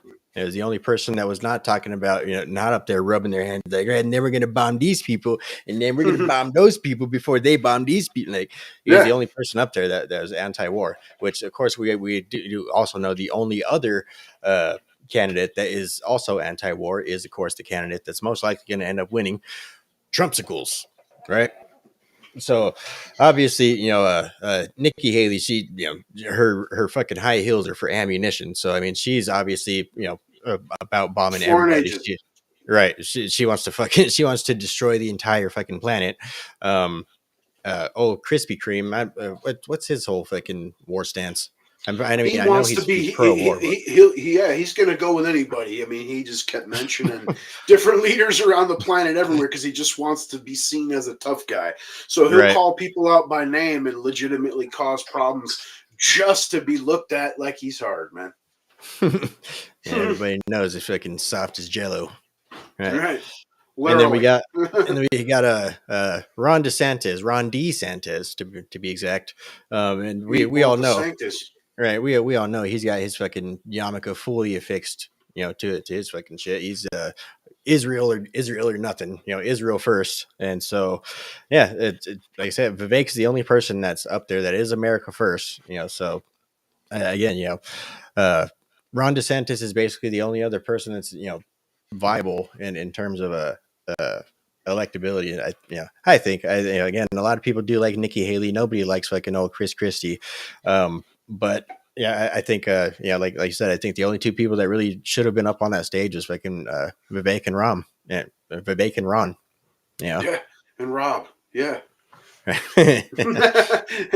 Yeah, fucking, you can't speak highly enough of Vivek. I mean, you wonder sometimes is he sincere with some of the shit he says? But I like towards the end there that he went all out, right? He just went ham. Like the elections was stolen, dude. The vaccines killing motherfuckers. 9/11 was an inside job. Fucking, you know what I'm saying? Like, and that really sent cats on a meltdown. I'm sure you've seen CNN, MSNBC. He's spouting right wing conspiracy theories, and especially again with the whole immigration replacement. UN charter, baby. You know what I mean? And since the inception, the rollout in the UN, it's rolled out in full effect here. And the people love to say Obama, deported millions, but that's beyond the millions he let in. You know what I mean? He's the first one that started flying people into your rural cities in the middle of the night. Actually, go ahead and pull this tab up. This is the video you sent me a bit earlier about is from the vault, from the Joe Biden vault, right? And he's basically laying out the plan for you in detail right here. So check this out. It's unlike any other large country in the world. So there's a second thing in that black box: an unrelenting stream of immigration, non-stop. Folks like me who were Caucasian of European descent, for the first time in 2017, will be in an absolute minority in the United States of America. Absolute minority. Fewer than 50% of the people in America from then and on will be white European stock. That's not a bad thing. That's a source of our strength. And so we have been arguing. It's diversity is our strengths, you guys. Right. It's importing people that live in mud huts and dirt floors fucking definitely, strengthens your country. I can't argue with that, bro. You're bringing in for real doctors and engineers, and that's right. How you were saying earlier about, we need reforms. I don't think we need reforms. I think we need to get rid of the current admin, enforce laws, mass deportation, and cut the social safety net. If you come here, you're not getting a fucking thing, dude, but some cocaine in your butt. You know what I'm saying? Like, right. For real deal, Holyfield, man. It's right. Honestly, I think really until we get rid of a lot of this, socialist freaking, policies that we have here, and then a lot of the, being able to basically buy votes with benefits and shit like that. I think that's what we need to really kind of cut back on immigration almost completely, up until we get that issue fixed, I mean, things like, like Social Security, retirement and stuff like that, things that people have paid into, I'm fine with stuff like that, but people that haven't paid into that type of stuff, definitely should not be receiving anything like that, and that's why I think really drives up a lot of our immigration, because these people, like you said, they're not here to be future engineers. It's not the brain drain that it used, that people used to say that it was going to be. They're sending their fucking shitbags here. They're sending their fucking criminals. A lot of these terrorist people are sending fucking actual soldiers and fucking actual people people to come here and fucking do harm to America. And we haven't been getting the fucking best and brightest. It's these elite people. They want to bring basically a population of subservient people, right? That's why you got people like Nancy Pelosi saying, "Oh, we need an influx of migrant workers to come and pick the fruits and stuff like that, and basically do all the come and fucking mow our lawns and shit like that, and that really is what it is. They again." It's not about like, oh, these people just need a better life. It's not about, like, oh, this humanity needs to come together as one, solid species and stuff like that. It's nothing like that. It's only about power. It's only about fucking, being in control. That's the only thing that they're doing this for. It's nothing to do with humanitarianism. I mean, the whole same thing, fucking the exact same argument goes with the climate thing. But see, Ronan says that he should become a refugee, right? Right, come and get your $5,000 cell come phone, on over, man. Fucking driver's license and your federal ID card, bro. We'll pay for it. Don't worry about it. Come on by. Right. You'll get a firearm after you get here. They tend to only import people that statistically fucking vote with leftist tendencies, right? Obviously. And about the brain drain thing, fuck yeah, you want a brain drain, right? If you want diversity to be a strength, then that diversity has to be in a state of enrichment, right? Otherwise, how does it enrich your fucking country or your environment? You know what I mean? And I see absolutely nothing wrong with that. To an extent, of course, you want other countries to be able to maintain. But if they were in some sort of livable state, those people wouldn't want to leave to begin with, right?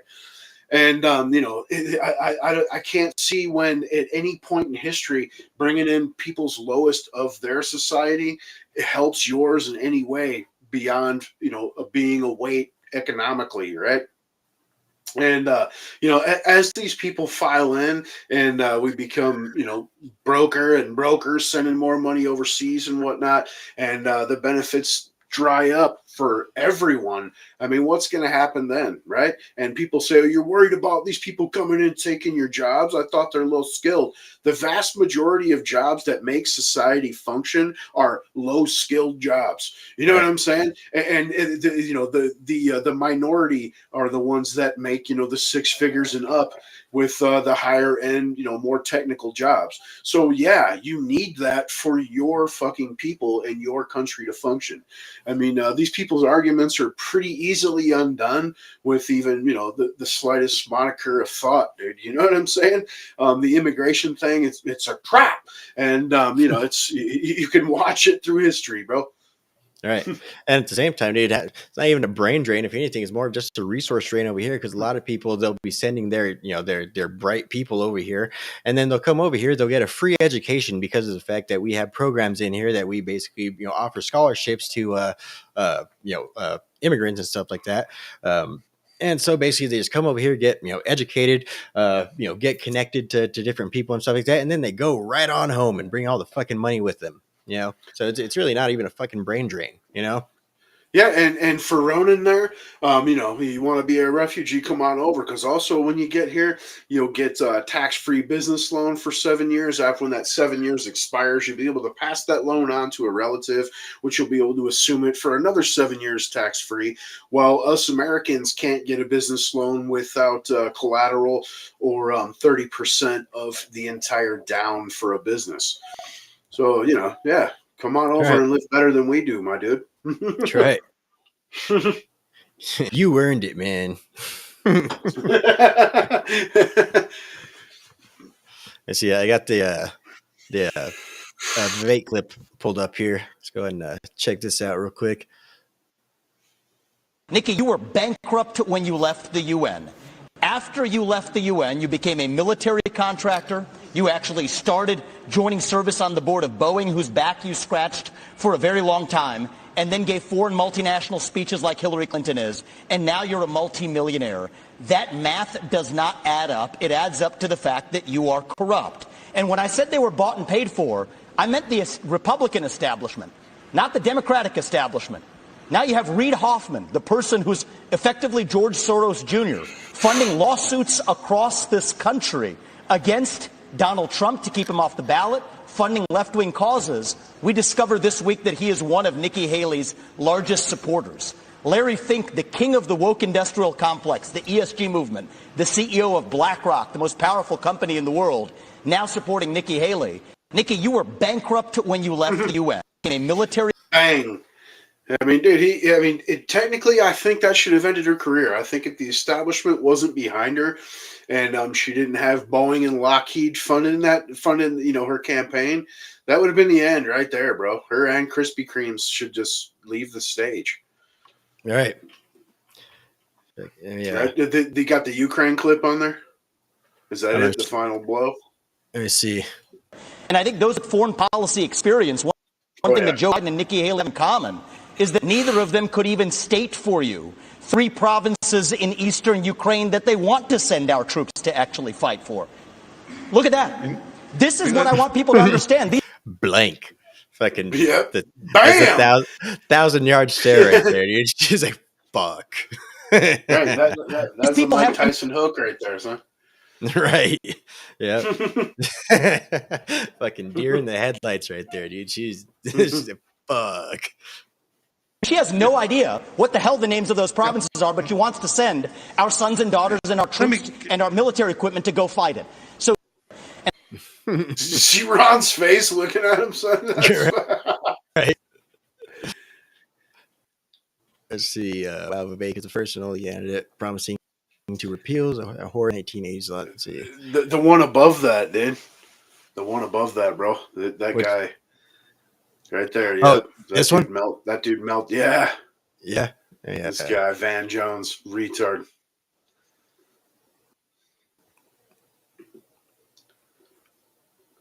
And the smug, condescending way that he just spews this poison out is very, very dangerous because he won't stop Trump. That's ironic. But he's going to outlive Trump by about 50 years.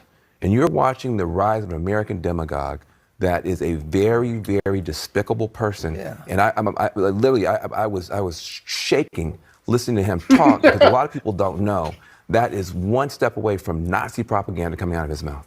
But the good thing, right. Let's not go to war, man. Let's control the fucking let's control the economy and close the border. That's definitely Nazism. Fuck, dude, right? That's the prime example of an American Riri right there. See, Vivek actually responded to that one. Here for discussing the Great Replacement theory. Here are Van's words in 2021. The request from the racial justice left. We want the white majority to go from being a majority to being a minority and like it. That's right, and like it. Let's go and check this one out real quick. Great Replacement theories, Nazis. Asking a white majority to do something is difficult. And I think it'd be easier if we just acknowledge that it's difficult. No ethnic majority group in 10,000 years of human history that I could find ever went from being a majority to being a minority and liked it. And that's basically the request from the racial justice left, is that we want the white majority to go from being a majority to being a minority and like it. That's a tough request. And the reality is that change is hard. Change that you want is hard. Change that is good is hard. I'm talking about might. We want them to just go ahead and stick it in their ass, but we want them to like it though. Right. We gotta use K-wise. Right. Let's see what this one is real quick. Hearings, no appeals. Mr. Trump says he's very proud of warp speed. Should he be? Well, this question specifically on liability goes back to actually Reagan. And Reagan is a president who I admire. Many of us do. I think that reviving that spirit is in many ways going to be good for this country in so many ways. But one of the areas where he erred was this special form of lobbying to say that one kind of manufacturer, a vaccine manufacturer, cannot be sued for their product liability. So I have pledged, it is part of my legislative agenda, we will repeal that, just like we will repeal every other form of crony capitalism. People who have been harmed by those vaccines deserve accountability. They cannot be forgotten Americans. And I think one of the top lessons we learned from that COVID pandemic is that free speech in this country is most important in those alleged times of emergency. If we had been allowed to openly debate the merits of those vaccines, they would have been never mandated in the way that they were. And in general, I don't think that we should want capitalism and democracy to share the same bed anymore. It's time for a clean divorce. Let companies be companies, but I don't like the crony capitalism. This dates back a long time in both parties. And I think that we need to end the lobbying. And I personally believe that if you have been working in the government, you should not lobby that government for 10 years. If you have been a government elected official doing deals with companies, be they Boeing or be they pharmaceutical companies, you should not join the board of that company for 10 years after. The former chairman of the FDA, the leader commissioner of the FDA, ended up on the board of Pfizer. Nikki Haley did deals with Boeing, ends up on the board of Boeing. I don't care if it's a Republican or a Democrat. We need some basic principles that end the corruption in government. That's how we got the health insurance exemptions. That's how we got the pharmaceutical product liability exemptions. We end the corruption. Thank you. Forum with. Right, that sounds like some absolutely tyrannical type shit. Like who would vote for that type of stuff, man? Like, you know, extremities, man. All right, that's fucking extremist rhetoric right there. We gotta get the Krispies, dude. Right. Trying to go enjoy a nice meal, you fat fuck. You fat son of a bitch. Keep the change, you filthy animal. We learned three things right there. First of all, Chris Christie also doesn't know what provinces in eastern Ukraine he actually also wants to Chris fight Krispies. for. Chris, your version of foreign policy experience was closing a bridge from New Jersey to New York. Yeah. So do everybody a favor, just walk yourself off that stage, enjoy a nice meal, and get the hell out of this place. I think if you're going to actually send your sons and daughters to go die in somebody else's war, you better, excuse me, Chris, I'm speaking, and I'm not done yet. I haven't heard a time when you aren't and we're going to be speaking. done. So listen up to this, is if these people want to send your sons and daughters to go die in Ukraine, they've been arguing for it for a year. $200 billion of our taxpayer money sent over. Neither of them could even name for you the provinces that they actually want to protect. And this is the people who have been touting their so-called foreign policy experience. It is intellectual fraud. These people are lying to you, the same people who told you about weapons and mass destruction. Yep, he's killing it, man. He's a masterful orator, bro. Yeah, like we said, man. Like, you know, there was a lot of the skepticisms at first. I mean, there's still skepticism. I mean, you should never trust anybody that's running for office. You know, you should always assume the worst of your politicians. But Bonhino route, man. Don't fall in love with people. Fall in love with fucking results, man. Right. Words are great. Words will get you fired up, but at the end of the day, if nothing's done, the fuck. Yep. But the one thing that I can say for the man though is, he's speaks with a fucking silver tongue, dude. Like he's got some great oratory skills, right? The thing with Vivek that really kind of I like about him, he doesn't have to think about what he's saying. Like, he doesn't. I mean, some of the zingers and the comebacks and stuff, I'm pretty sure he might have prepared before, but a lot of the the stuff it sounds like he's either speaking from the heart or basically he watches some shows like this and just fucking regurgitates the type of shit that he hears, right? But that's the thing that really kind of like I said, it lets me know that the MAGA thing is winning because of the fact that most people again, we're not college educated at all. Like fucking matter of fact, I dropped out of high school and got my fucking GED. Right?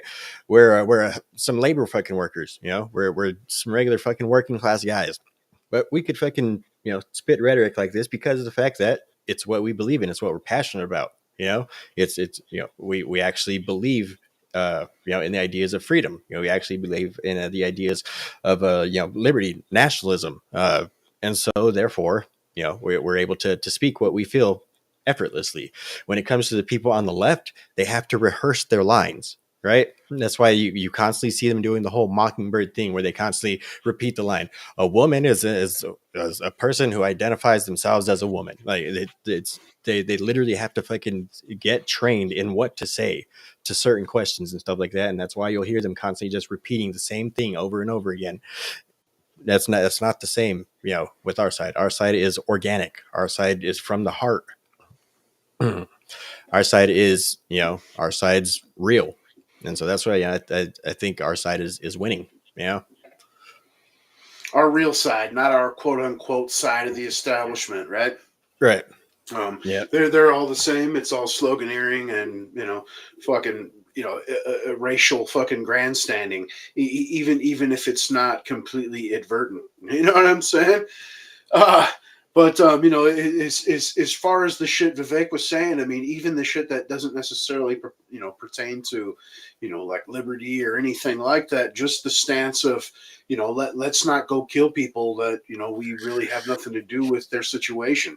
It's Right. one thing to help a friend, it's one thing to back an ally, right? But it's another to put your country that's already teetering in harm's way just because, and obviously it's the whole reason with the threats: we'll send your cousins and sons to die if you don't fund the Ukrainians. This is the way that they retain power. I mean, presidents are reelected. Wartime presidents are almost always reelected, and that's why they just keep trying to push further and further ahead, regardless of the opponent. Yep. Yeah. Like, real quick, we got from Ronan over here. He says, "I'm 50. I retired 5 years ago. Don't need or want a business. I just want guns." All right. You got a couple more comments, but real quick, 2 things on that. First thing, how in the fuck did you retire at 45? That's the one thing I'm trying to fucking figure out. That's the one thing that's got my mind blown. All right. Second thing is, again, you can come here illegally. And there is actually a spot on the FFL check form to check off whether if you're not a U.S. citizen. Because if you're not a U.S. citizen, you can still buy guns here. So you're all good on that one, right? And let's be real, it's America. If you don't want to go through the process, you can still buy a firearm. Yeah, yeah, that too. I mean, they're everywhere. That's not a myth. That's actually true. America has way more guns than we have people. There's probably about 1 billion firearms here. I mean, that's like a conservative estimate. So that's right. Yeah, but see, he also says, "See, the truth is always easier to say. He doesn't have a silver tongue. He just speaks the truth." Exactly. Yeah. And he says, "Our side is for peace and freedom." Right? That's absolutely correct. Yeah. And that's like I say, I think the whole left and right type thing. It's really becoming at least here in America, and I think really kind of globally, it's really becoming the populace versus the establishment. And so I think it's also becoming apparent that you can't have freedom and peace. Right. Right. You know what I'm saying? It's a constant battle. I mean, regardless of, if you consider peace, like physical or not, whether it's ideologically, I mean, you almost can't be at peace if you want freedom. Right. Yeah. So, I mean, it's kind of like a yin and yang too. Again, like you say, that's the whole balancing act type thing. I mean, freedom cannot be maintained, through peaceful means, I suppose. There's the whole rule of the law, tree of liberty, man. Right. Yeah. But yeah, all right. See, we got about 10 more minutes here, man. Ready to hit this last subject real quick. Yeah, it's not really anything that I really give too much of a shit about, but it's on the list. So it's what's going on in the world today. See, so South American countries urge peaceful solution to Venezuela and Guyana tensions. See, from Rio de Janeiro, South American countries on Thursday urge Venezuela and Guyana to seek peace. 1 second. I'm sorry. I have to interrupt you real quick, bro. Yeah, you're good. I wanted to make a comment on the previous topic, before you stop, but with the Vivek thing, something that Matt Walsh pointed out that was a great point was Vivek seems to have a natural insight, like more so than the average person, right? Like the whole Nikki Haley thing when he said she can't name 3 provinces. Like, that was a gamble, man. You know what I'm saying? Like, that could have gone the other way. If she would have named 3, that would have made him look like a fucking idiot and made her campaign soar, right? But he had the insight to know this chick's not going to be able to name these, man. And then put it out there and then did it again with Krispy Kremes right after. And both of them just So that right there also shows a different side of the intellect level. Yep. Yeah. I'm sorry I had to throw that out there, man. That was such a good point. No, you're good, man. That's absolutely correct. I mean, fucking, you annihilated both of them. It really was kind of a bit of a gamble, and especially somebody like Nikki Haley, former United States ambassador to Israel, right? She was the ambassador to the UN. Oh yeah, right, the ambassador to the UN. Yeah, you would figure she'd probably know, bit about what's going on, in the whole Russia Ukraine regions, right? And then and again, Krispy Kreme, I don't really know. He's just fucking establishment, but yeah, so I mean, it was a bit of a gamble, like, and there could, she could have been like, motherfucker, they doing this, and this happened over here, fucking, and in which case, yeah, would have made fucking Vacant would have had to sit there like, guess I'm the asshole then, right? Right. Yep. Yep. But yeah, so fucking the whole fucking World War III thing, it's fucking, it's at our gates, man. Fucking, it's yeah, the whole doomsday clock, man. We're fucking seconds to midnight at this point. Yeah. Yeah, I mean, like you're saying, now it's trying to pop off in small South American countries. I mean, Right. it's literal upheaval. It seems like when the old DJ walked out of office, everything just immediately started crumbling when the lizard carcass in chief rolled in. I mean, the bedriddens with biddens has unstabilized the entire world. You know what I'm Yeah. saying? Yep. So it's real quick. Pulls this up for you guys. So we got Venezuela, and then we got Guyana, which is going to be these two guys right here. Venezuela's the green one, Guyana's the pink one. All right, and we got Brazil right below them. So Brazil is actually I'm not sure which. Right. Oh yeah, Brazil's fucking huge, but I'm not sure which side they're on. But they're actually kind of lining the border with troops and stuff. But let's go ahead and check out this article again. I don't really know too much about what the whole conflict is over there. It's and again, oil, bro. Right. But yeah, again, yeah, it's not America. Doesn't really got much to do with this, but let's go ahead and see what's going on here. See, so South American countries on Thursday urged Venezuela and Guyana to seek a peaceful solution to their territorial dispute over the Essequibo region, warning the nations to avoid unilateral actions on the conflict. Members of the Mercosur trade bloc expressed their deep concern at the rise in tensions between the Bolivarian Republic of Venezuela and the Cooperative Republic of Guyana, said a joint statement from the bloc's member countries Argentina, Brazil, Paraguay, and Uruguay. Non-Mercosur, I'm not sure if I'm pronouncing that right, but non-Mercosur members Chile, Colombia, Ecuador, and Peru also signed the statement. The countries urge both parties to engage in dialogue and seek a peaceful solution to the dispute in order to avoid unilateral actions and initiatives that could aggravate it. So, So what it is, man, is capitalists, dude, did the work to fucking find oil in fucking Guyana, and the socialists over in Venezuela are coming out like, we want that. It's ours. And yeah, that's literally the gist of it, dude. Socialists want free shit. Yep. You know what I mean? And Venezuela gambled their entire economy on oil, right? The most oil-rich country in South America.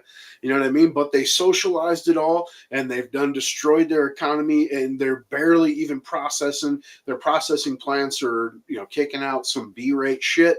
So, now they're going to move on and steal somebody else's, dude, to socialize. You know what I mean? And, they do dumb shit like gave everyone free microwaves, shit like that. And that's supposed to make up for destroying a resource-rich country. You know what I'm saying? Fuck yeah, man. Right. And they're eating zoo animals, but they got a free microwave, man. Right. Jim, moral of the story, man, is governments will never admit they were wrong. They will never admit their policies have failed. They will never admit that they made a mistake. They will never admit to corruption, even when there is 100% black and white hard evidence in their face. Yeah, they will. that's really the problem with it, is a lot of people like to see the government as we're, the government is us, the government is we the people. Like, no, it's not. Absolutely not. The government is the antithesis of we the people. I mean, at least at this point in America, and really, kind of the world abroad, especially in these places like Venezuela and stuff like that, that did the whole fucking socialism thing, and it eventually failed. I mean, we're seeing over, in Argentina with, Javier Milei, and they're basically shaking off the shackles of socialism. Again, it's you don't fall in love with politicians, you fall in love with results. So really, a lot of the stuff is yet to be seen over there, but it really does kind of seem like a lot of the consequences of socialism, and basically it's just the consequences of living outside your means has come to fruition for a lot of these places. And we're seeing what it ends up leading to. They're never going to admit that, yeah, maybe we fucked up. They're just going to admit, or they're just going to instead try and move on to the next fucking territory, and basically you'll fuck up that territory too. We're seeing, basically the exact same thing right here with Arizona and California, just on a state scale. They fucked up California. Now they're all going to move over here and vote fucking the same stupid fucking policies that they did over there. And they're going to make this place eventually into California as well. Straight shithole as well, right? Yep. And as far as Malay, apparently he did sign the executive order saying at the first of the year, I believe, that their central bank will shut down. So the man's actually trying to move things in the right direction, right? And then as far as like all these nations, like we're busy over here trying to interfere in the Middle East and in Ukraine and shit. Meanwhile, this shit over here, like in Venezuela and stuff, is going on in our backyard. And because of the lack of foreign fucking ability with the Biden regime, we've basically pushed these countries. All of them now are in the arms of Russia and China. You know what I mean? Like all these smaller South American countries have joined BRICS and whatnot. You know what I mean?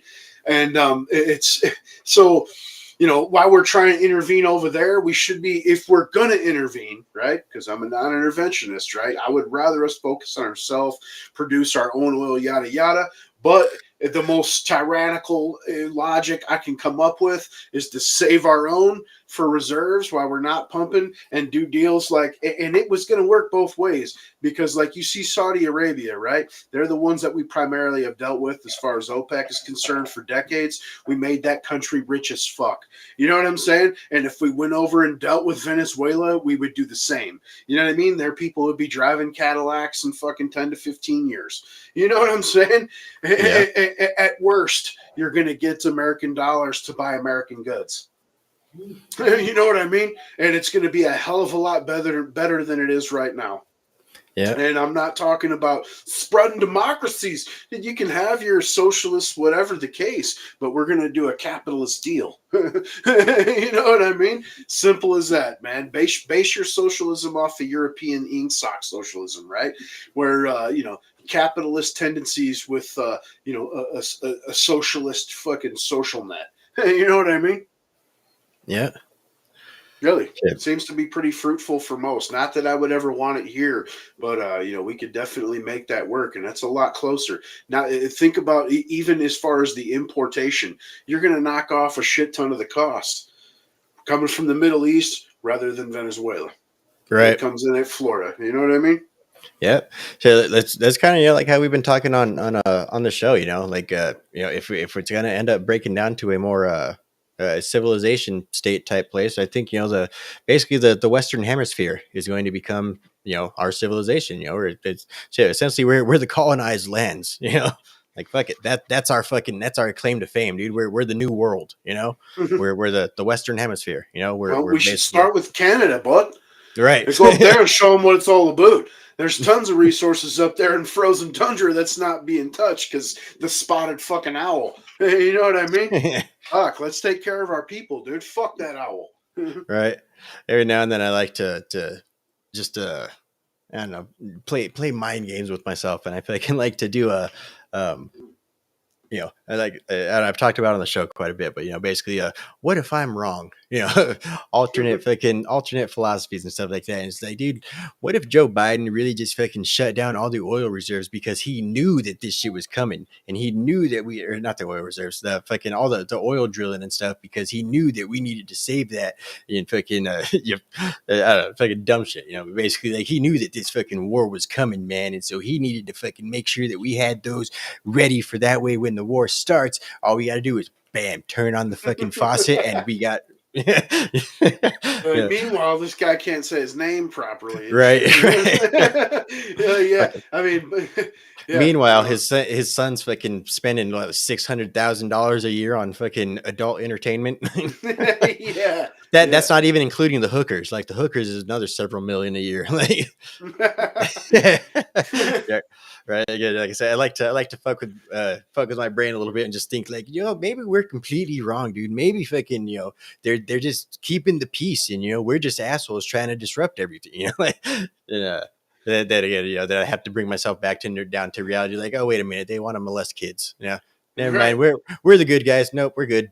Hunter Biden is a prime example of a trailer park kid winning the lottery. And yeah, and of course you question your own philosophy and shit like that. If not, you're a closed-minded fool, right? Because I mean, nobody is right. You know what I mean? It's everything is based off of opinion, anecdotal experience, yada yada. So man, if you're not questioning, you're not a thinking being, as far as I'm concerned, right? But for me personally, coming from my own background to where, I've kind of ridden the political wave a bit. When I was young, like a lot, I was, socialist leaning, and, then even being courted by, the Nationalist Socialist Party. And then, moved on to, Ron Paul. It was the great eye opener that turned me on to knowledge books, man. And then you start digging from there, and you get into the oldies and goodies, Paine and Voltaire, and so on. And it's just, definitely paradigm shattering. Little did you know, man, if you had actually stuck with those National Socialist fucking people, you'd be getting government paychecks right now. Right. You could be employed like at Harvard, bro. Right. You'd be out there fucking a professional political agitator telling people, I like Joe Biden better than Donald Trump because he sends rockets to Ukraine. You could have been a member of the fucking the Patriot Front, bro. Right. The fucking True Fed gang, man. Right. Bunch of fucking idiots, man. All right, man. Go ahead and get me a dab ready. It's a goddamn good show tonight, man. Yeah, and let's throw that out there. We're discussing the immigration here. Just know that the amount of illegals in this country, not all under Joe Biden's, of course, but the total now is right at about 50 million, 49.5 million, which would make that larger than the vast majority of the states in this country, would put it at around number 12 or 13 of the largest states as a total population. That's 15% of our total population, actually. That's definitely an invading army, man. There's no other way to put that. True Cloward Piven in practice rather than theory. You're seeing it in real time here. It's what the left would consider a fucking revolution, and what any sane person that has any emotion or attachment to their culture would consider cultural suicide. Capped off, of course, with good old fucking Marxism. You want to hope that in this republic here that voting still matters. I guess vote harder, dude. Right, the saying. But let's replace this fucking government, man, with some type of semblance of fucking intelligence. Let's stop voting in attorneys, and let's get some actual minds in our government, man. Right. Yep. Fucking yeah, shit, I forgot what I was going to say. But yeah, everything this guy just said, man. Right? But yeah, man, fucking. I like to stay optimistic, man. I like to think that things are going to get rough, but they're going to turn around, man. It's goddamn America, dude. It's gonna get ugly. I mean, at minimum economically, but more likely, it's there's probably gonna be a little bit of violence, man. Fucking Ronan 2020 said, "That sounds like a new gender, capitalist socialism." That's the old European, at least like the more Danish model, the Nordic model of socialism. It's a Right. capitalist society with socialist tendencies and social nets.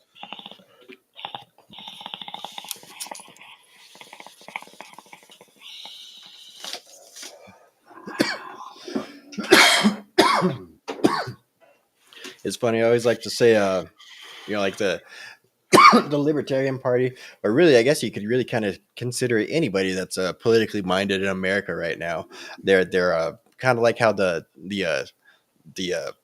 I guess rock scene, the rock and roll music scene was like back in like the late 2000s, where basically is like. Like, actually, I like fucking like hardcore death metal, but with like a splash of post hardcore in there, like that type of shit. That's basically how we are with ideology nowadays. It's like, well, I'm actually a libertarian, but I actually, I'm a lean nationalist at the same time, because I'm really against globalism. That's really what we. I'm a nationalist, fucking classical liberal, man. All right. So, I like to the GW party. Let's have a real one. Right. I like to break it down to three different categories of political ideology, or I guess political ideology, right? So, local, globally, and philosophically, right? So, locally, I guess that that'd be the United States. I'm a nationalist. I believe a constitutionalist, nationalist. Believe in the American ideal. Globally, I'm sorry.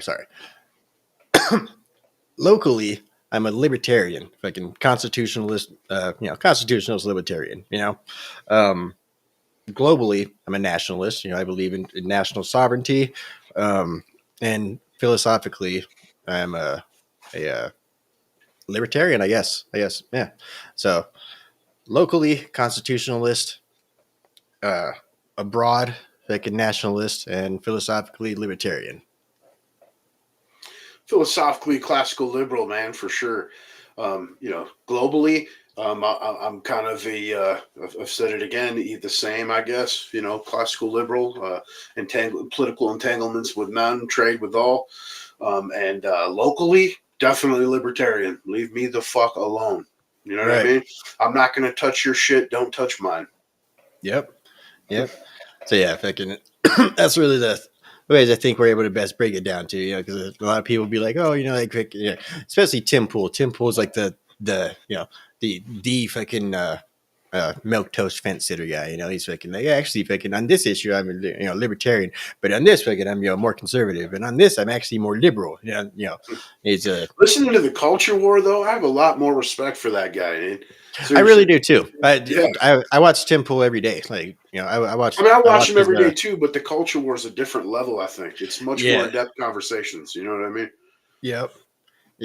I feel like that's doing a lot more service to the actual culture and stuff like that. The actual stuff that needs to be said. I feel like you're gonna have a lot better of a chance talking to people of a different political persuasion or different political view. If you talk to them about anything other than fucking politics, Yeah.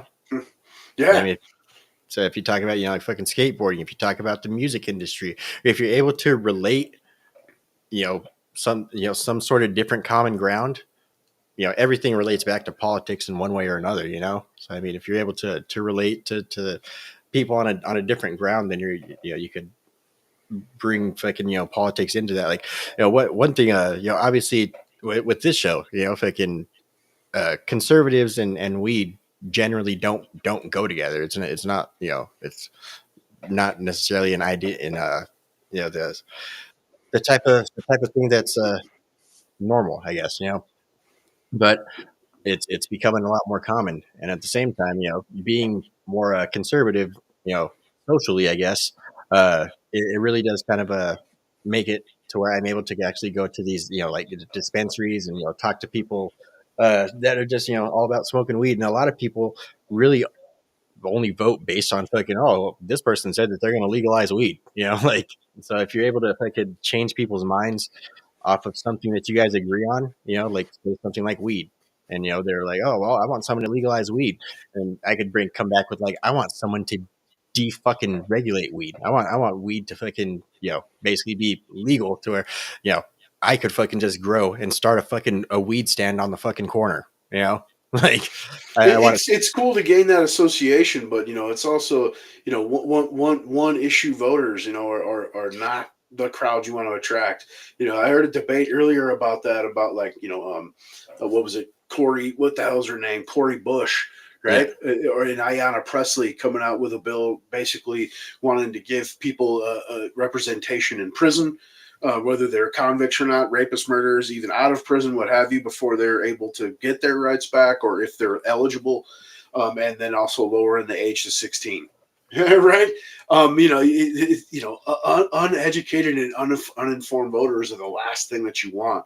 And I know even here locally, when we, what was it last year when we passed our so-called legalization law, which was just a regulation, you brought out people that normally wouldn't have voted just because of that bill.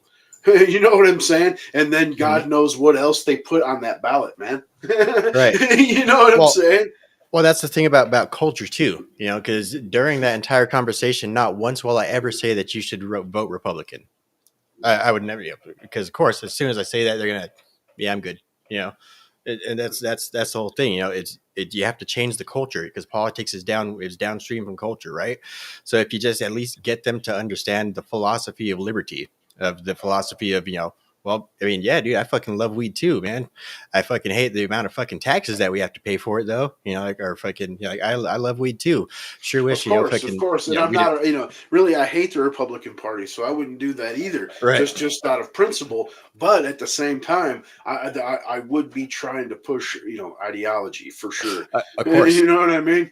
And that's what really needs to be pushed, rather than, politics and stuff like that. Like I say, push culture, and, culture, ideology and stuff like that.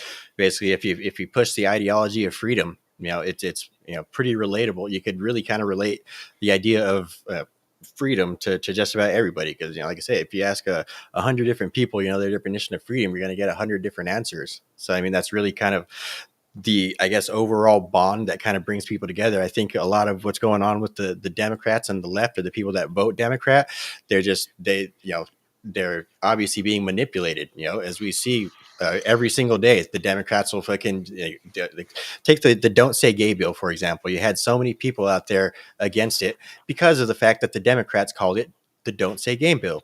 The actual name of the bill was the Parental Rights and Education bill. But the fact that the Democrats basically came home and just like, oh, they're persecuting gay people. They're trying to persecute gay people. The people that vote, or that stood against that, were basically people that thought they were standing against the persecution of gay people. Like, that's the only reason. So philosophically, emotionally, whatever, I believe that we all believe in the same thing to an extent. Just leave people alone. That's to the most basic of it, is just leave people alone. Don't fucking. I feel you, but my point of that is like, uneducated voters fucking destroy countries, bro.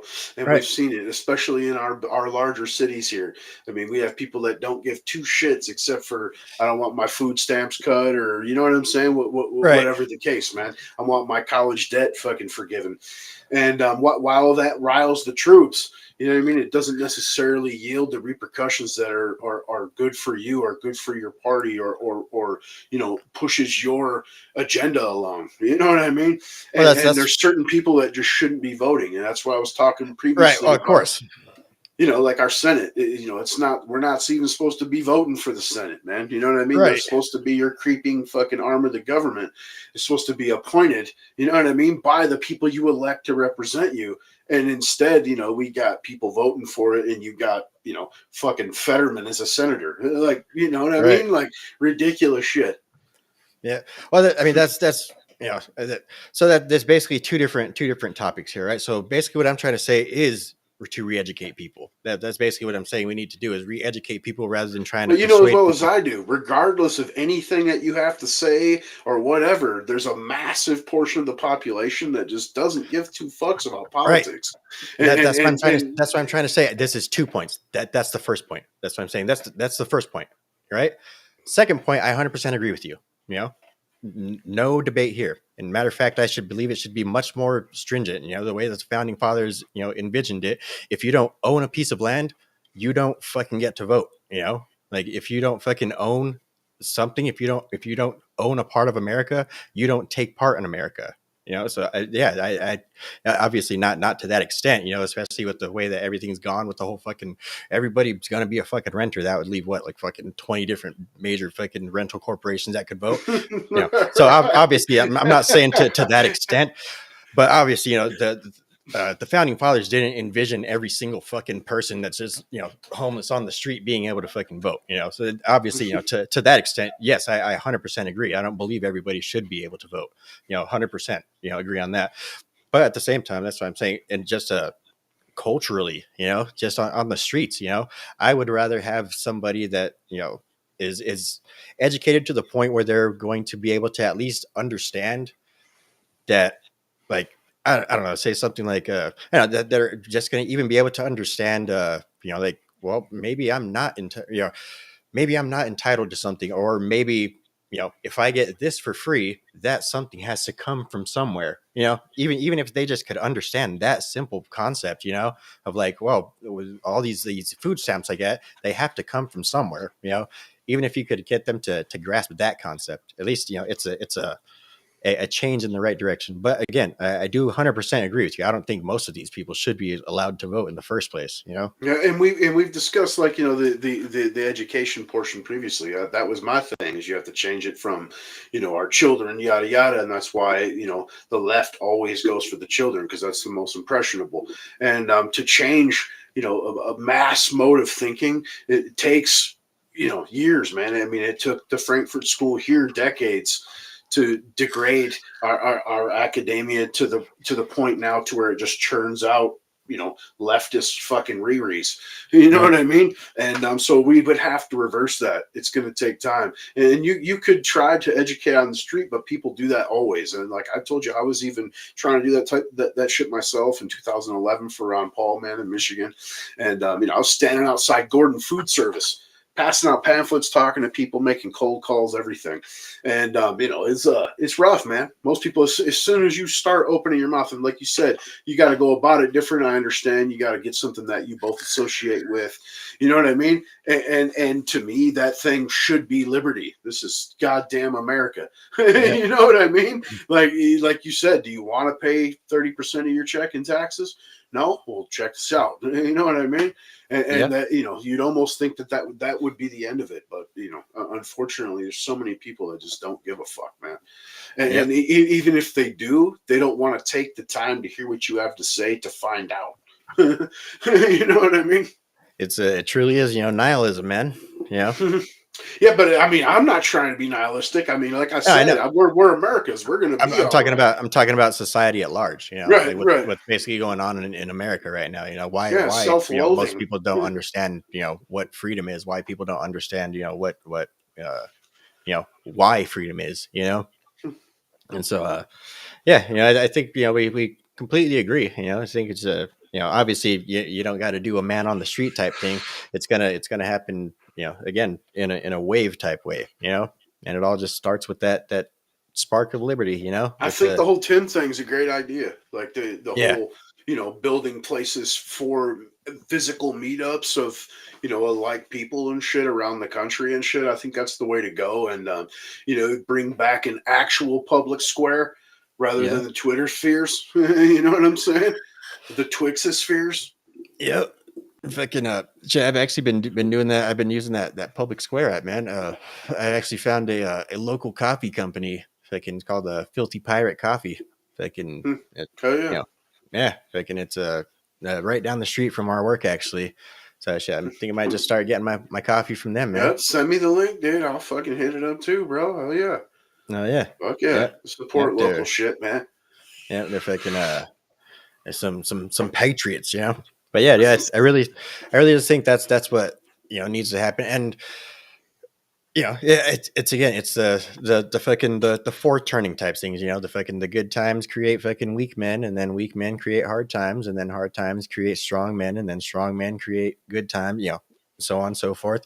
And it's just we're on that wave right now. We're on that wave where fucking you can't forget the Bannon additive to the fourth fucking wave though, bro. It's fucking then the fourth turning is the final. It's gonna be a beautiful rainbow filled lollipop fucking candy land of conservative reign for the next fucking century, bro. You're right. Yeah. Do you really think it's gonna be I don't know, man. We've had this conversation before, man, about the next generation, because obviously they're going to be the ones to inherit it, and we're seeing a lot of what's coming out with the next generation, right now, where a lot of people are just kind of fed up. I think what a lot of the youth in America right now are feeling, are the people that are just starting out in their adult lives are feeling is screwed. I feel like they're and rightfully so. Like this is the they're told their whole lives like, dude, like you just go to college, you fucking work hard and all this and that type shit. You're gonna fucking make it. You're gonna fucking have a nice car, and you're gonna be able to go out and party on the weekends. You're gonna have friends and all this and that, and life's gonna be awesome. And they're finding out that that's not true anymore. Right, but at the same time, I mean, 21-year-old men and shit founded this country. Like, don't get me wrong, I still consider my kid at 19, a kid. But at the same token, you got to have a semblance enough of a mind to understand that you can't take $100,000 loan for a fucking lesbian dance theory fucking degree. You know what I mean? And don't think about the glorious frat parties. Think about getting a fucking trade and something that's actually going to make you money without you having to pay a shit ton of money. You know what I mean? Obviously, the people that are fingers crossed for debt cancellation, those people are hopeless. They're they're a lost cause. I'm talking about the next generation that's conservative. The next. I'm headed that direction, right? But okay, my bad. To be honest with you, like this kind of goes with the nihilism thing, and I don't want to come off as a bit myself, because like I'm saying, we're America. We're going to be all right. We'll subsist. They'll still be in America, but a lot of American idealism is dead forever, man. They're removing fucking Benjamin Franklin's statue in the fucking Philadelphia fucking hall, man. I mean, it's, you know what I mean? There's a portion of that that's never going to come back regardless of what happens. I think the next generation hopefully wants to shirk off the chains and has the intellect level and the morals to do so. You hear statistically, it's going to be the most conservative generation in many decades or whatever, possibly ever.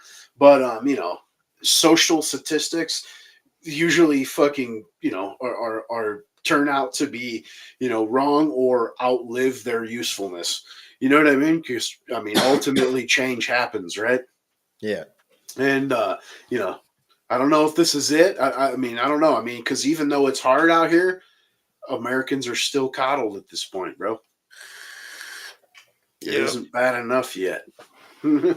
It's getting there though. It's getting there really fast. And like I said, the next generation, the people that are just turning 18 right now and stuff like that have zero chance of ever owning a home unless they have a lot of money already. But other than that, they have zero chance of being able to save money. They have zero chance of being able to fucking get, loans. And even if they do get loans, they're going to be fucking so outrageous that, they're not even gonna be able to right? We only need 4 years, bro. You bring in a Ron Paul type as head of the fucking treasury. You know what I'm saying? Retract the money supply and pump fucking oil, dude. You know what I mean? And we could totally flip-flop that. Really? Yeah. All you got to do is bring that value back to the American dollar. Yeah. I mean, again, like I said, it's gonna take a couple years, but a couple years in the eyes of an 18-year-old is a lot. Their entire fucking adult lifetime at that point. A couple more years, by that point they're going to be getting into their late 20s and stuff. And at that point, now I can start saving. It's And then again, they're going to have to go through some periods where they have to learn how to be very frugal. It's going to be they're going to go through hard times. And like I said, they're pissed off about it, rightfully so. And so that's why I'm wondering whether or not. And again, they are the instant gratification generation. Even if they are becoming more conservative, it's like they're becoming more conservative because they're pissed off at the system.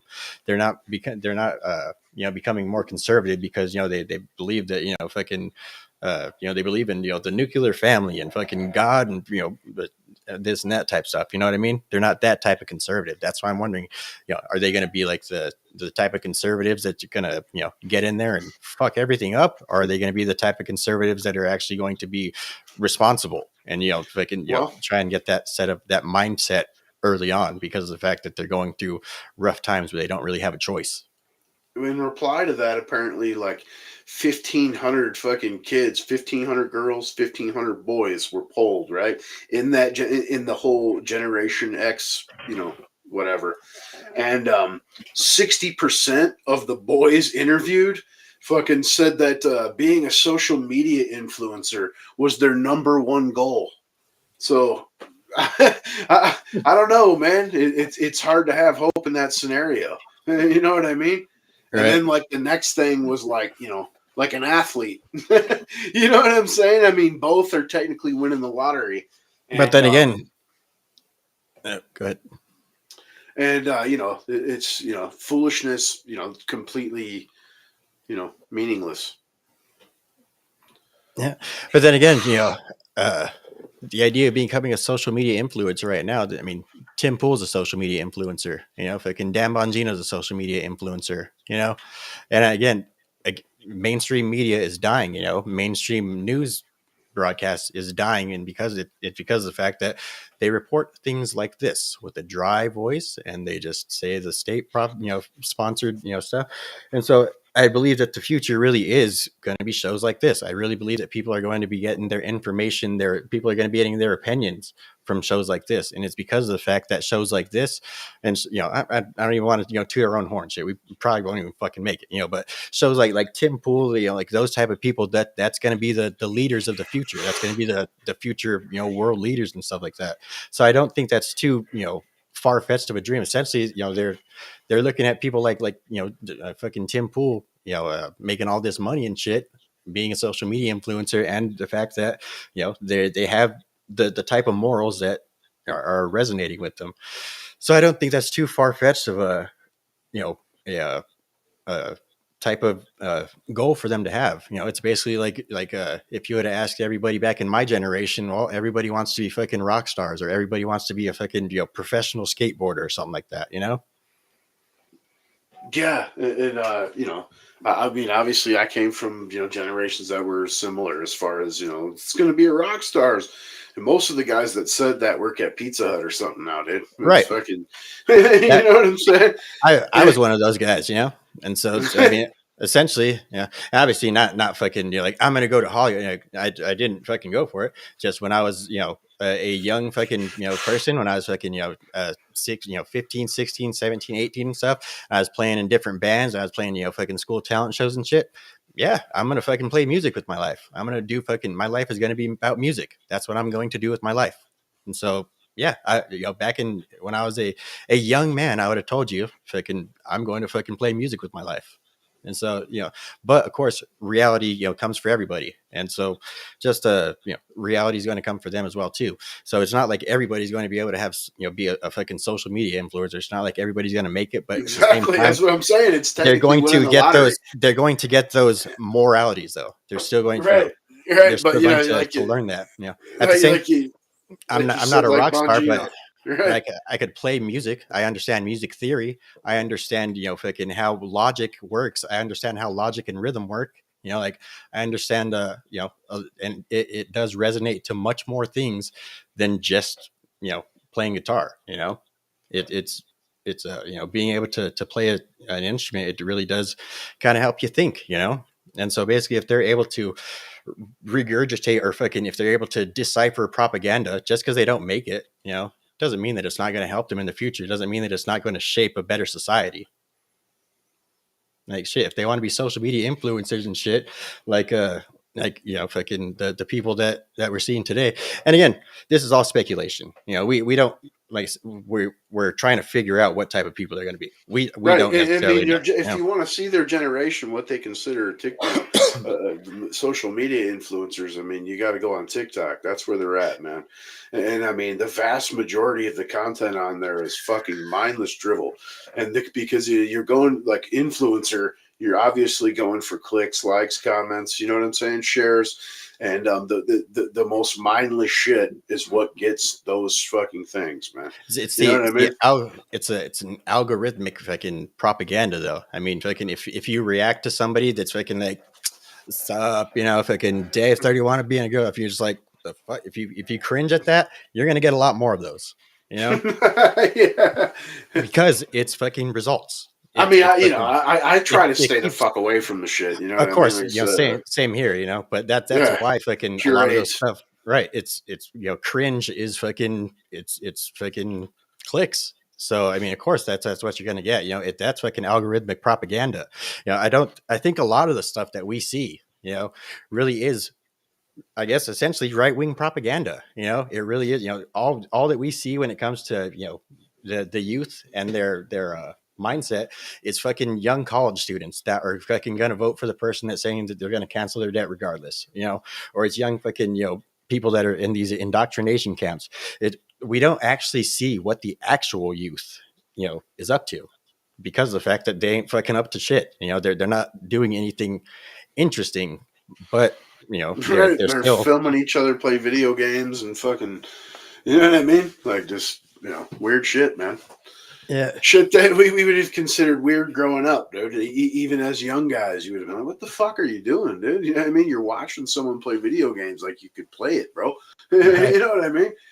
You know, and of course, there's always hope, dude. And you know what I mean? We could go on with all sorts of fucking, you know, slogans or what have you, dude, or pipe dreams. But you know, ultimately, it's a crapshoot always. You know what I mean?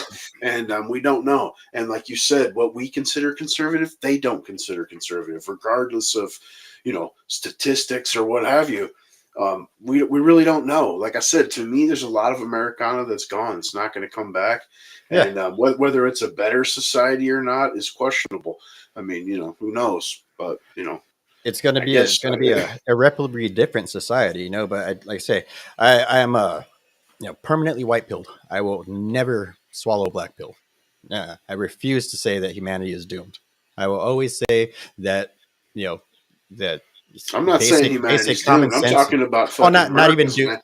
I just mean, you know, doomed is in the sense of, you know, doomed to servitude or something. You know, I like to always think that common sense is going to eventually prevail. You know.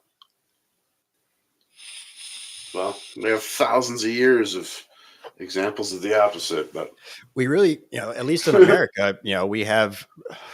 So, do you really think that, you know, modern times is worse than ancient times politically? I mean, I don't know what you mean as far as, I mean, it's politics is dirty. Is a dirty game. I mean, it's not even just politics. All right. Do you think structure? Do you think social structure is better now than it was in ancient times? No, I think everybody's fucking vaginas. I think that you can't even speak without fucking grown-ass men saying they fear for their lives, dude. That's psychological structure. I'm talking about social structure. About, I mean, that's part of the social structure. That's part of the social structure. Like I said, we've let our shit devolve into an androgynous. Well, we really don't actually know about the psychology of ancient people, because ancient people, the plebes were never ever spoken of. Like, we don't have any fucking recorded history about what the actual sentiment among the people was, because they were unimportant, you know. So all we actually have is about the acts and about the rules of, you know, the ancient times. So we really don't actually know about the psychology of the people during that time. All we do know is what it eventually led to is, you know, they can. What are you trying to say right now? Are you trying to say that it was like it is now? Like, there's fucking dudes running around fucking. No, I'm saying it was much worse. I'm saying that fucking people were getting their heads chopped off for fucking, you know, looking at a woman that was not theirs. I'm saying that it was barbaric. I mean, I think that keeps people fucking in their own. You know what I mean? It's a different process. It's the same as a firearm now. You know what I'm saying? It's you know what I mean? It's, dude, it's, you know, mind your shit, bro. Yeah, but I mean, a firearm in the hands of an idiot, like if someone's going to pull a gun on somebody because they're being nosy, that person that pulled the gun is a fucking idiot. Like the person, like That doesn't change anything, though. That doesn't change any of it. You know what I mean? basically, all I'm saying is I believe that society progresses towards something better. Just because we happen to be living in a period where society seems to be regressing into something worse. Literally, it's done that all throughout human history, but it's always been going in a similar direction. And I think personally, things are going to get better. I don't think we're going Like I to. said, my point is I said America will survive, and regardless if it's the exact generation we're speaking on that's going to be the turnaround or what have you, it will eventually turn around. It's just it goes back to that, is it bad enough yet to where people are willing to fucking like destroy shit. And I don't mean like the current let's destroy the country and fucking rebuild it. I mean destroy the current apparatus and let the country be free. You know what I mean? I think it's going to take more than not being able to afford a house to push people to to real change, man. You know what I mean? And yeah, people might be pissed off, but people are always pissed off about something. You know what I'm saying? I mean, especially in an opulent country, that's what people do. They search for strife. And that's why you have people, that everything's oppression and biases and shit like that.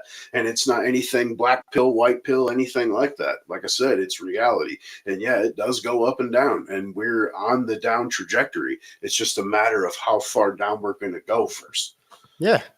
And that's what I'm saying. We're on the verge of a revolution. We're on the verge of a civil war. It's literally already happening all around the rest of the world. We're at war, period. The whole world is at war. Right. But I mean, society is being completely reordered right now. Like we are literally, it's the entire fight. We're on the verge of another world war. The last time we were on the verge, we had a world war, society completely reorganized. That's happening again. That's what I'm saying. It's going to be something completely different. I don't think it's going to be something worse than before. That's what I'm basically trying to say. Whether it happens, today, tomorrow, after I'm dead, after we're all after whether it happens with our kids' generation and shit, eventually, we're coming to the point where basically the breaking point. The breaking point is going to happen. And that's what I'm saying. Once it happens, I believe that we're going. No, I believe that we're going to reorder into something better. I believe that we're actually going to finally acknowledge the fact that communism has failed, basically all throughout throughout its entire existence. I think we're going to come to the realization that freedom has worked all throughout its entire existence, and I think that basically we're going to take those two, fundamental understandings that we have learned from this time period and go forward with those ones. If it was people like us, like our generation, that were in charge of that change, I can totally agree with you, man. You know what I mean? But we aren't though. Yours is. Mine isn't. Mine's like a fucking silent. Like we're not. You know what I mean? I don't know what the fuck's happening, bro. Like it's skipping right over. It's going from the ancients to the millennials as far as the power shift is concerned. Like I say, I guess your generation was just the limbo one. It's right. We've been busy slaving since we were 14 and shit. Right. You know what I mean? Your generation got the lukewarm water.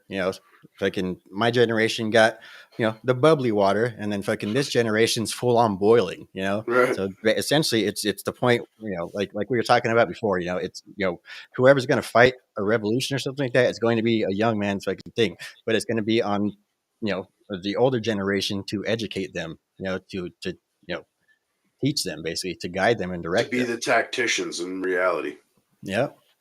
And so that's, what I say, I think fucking, stuff like these types of shows really are the future. So I don't think that's too bad of a dream for the youth to have. And I do think that, we are on the verge of something major. And so I think that we're going to reorganize, and I think it's going to eventually, after some tumultuous, time period, is going to, result in something good. I hope you're right, man. Yeah. Like I said, I mean, it's all just, positive belief, I guess, But anyway, man, shit, we went like a good 45 minutes past the 2 hour mark, man. Fuck. Right? Yeah, damn good one. Right, shit, good one, man. Freaking. But anyway, we appreciate you guys for stopping by.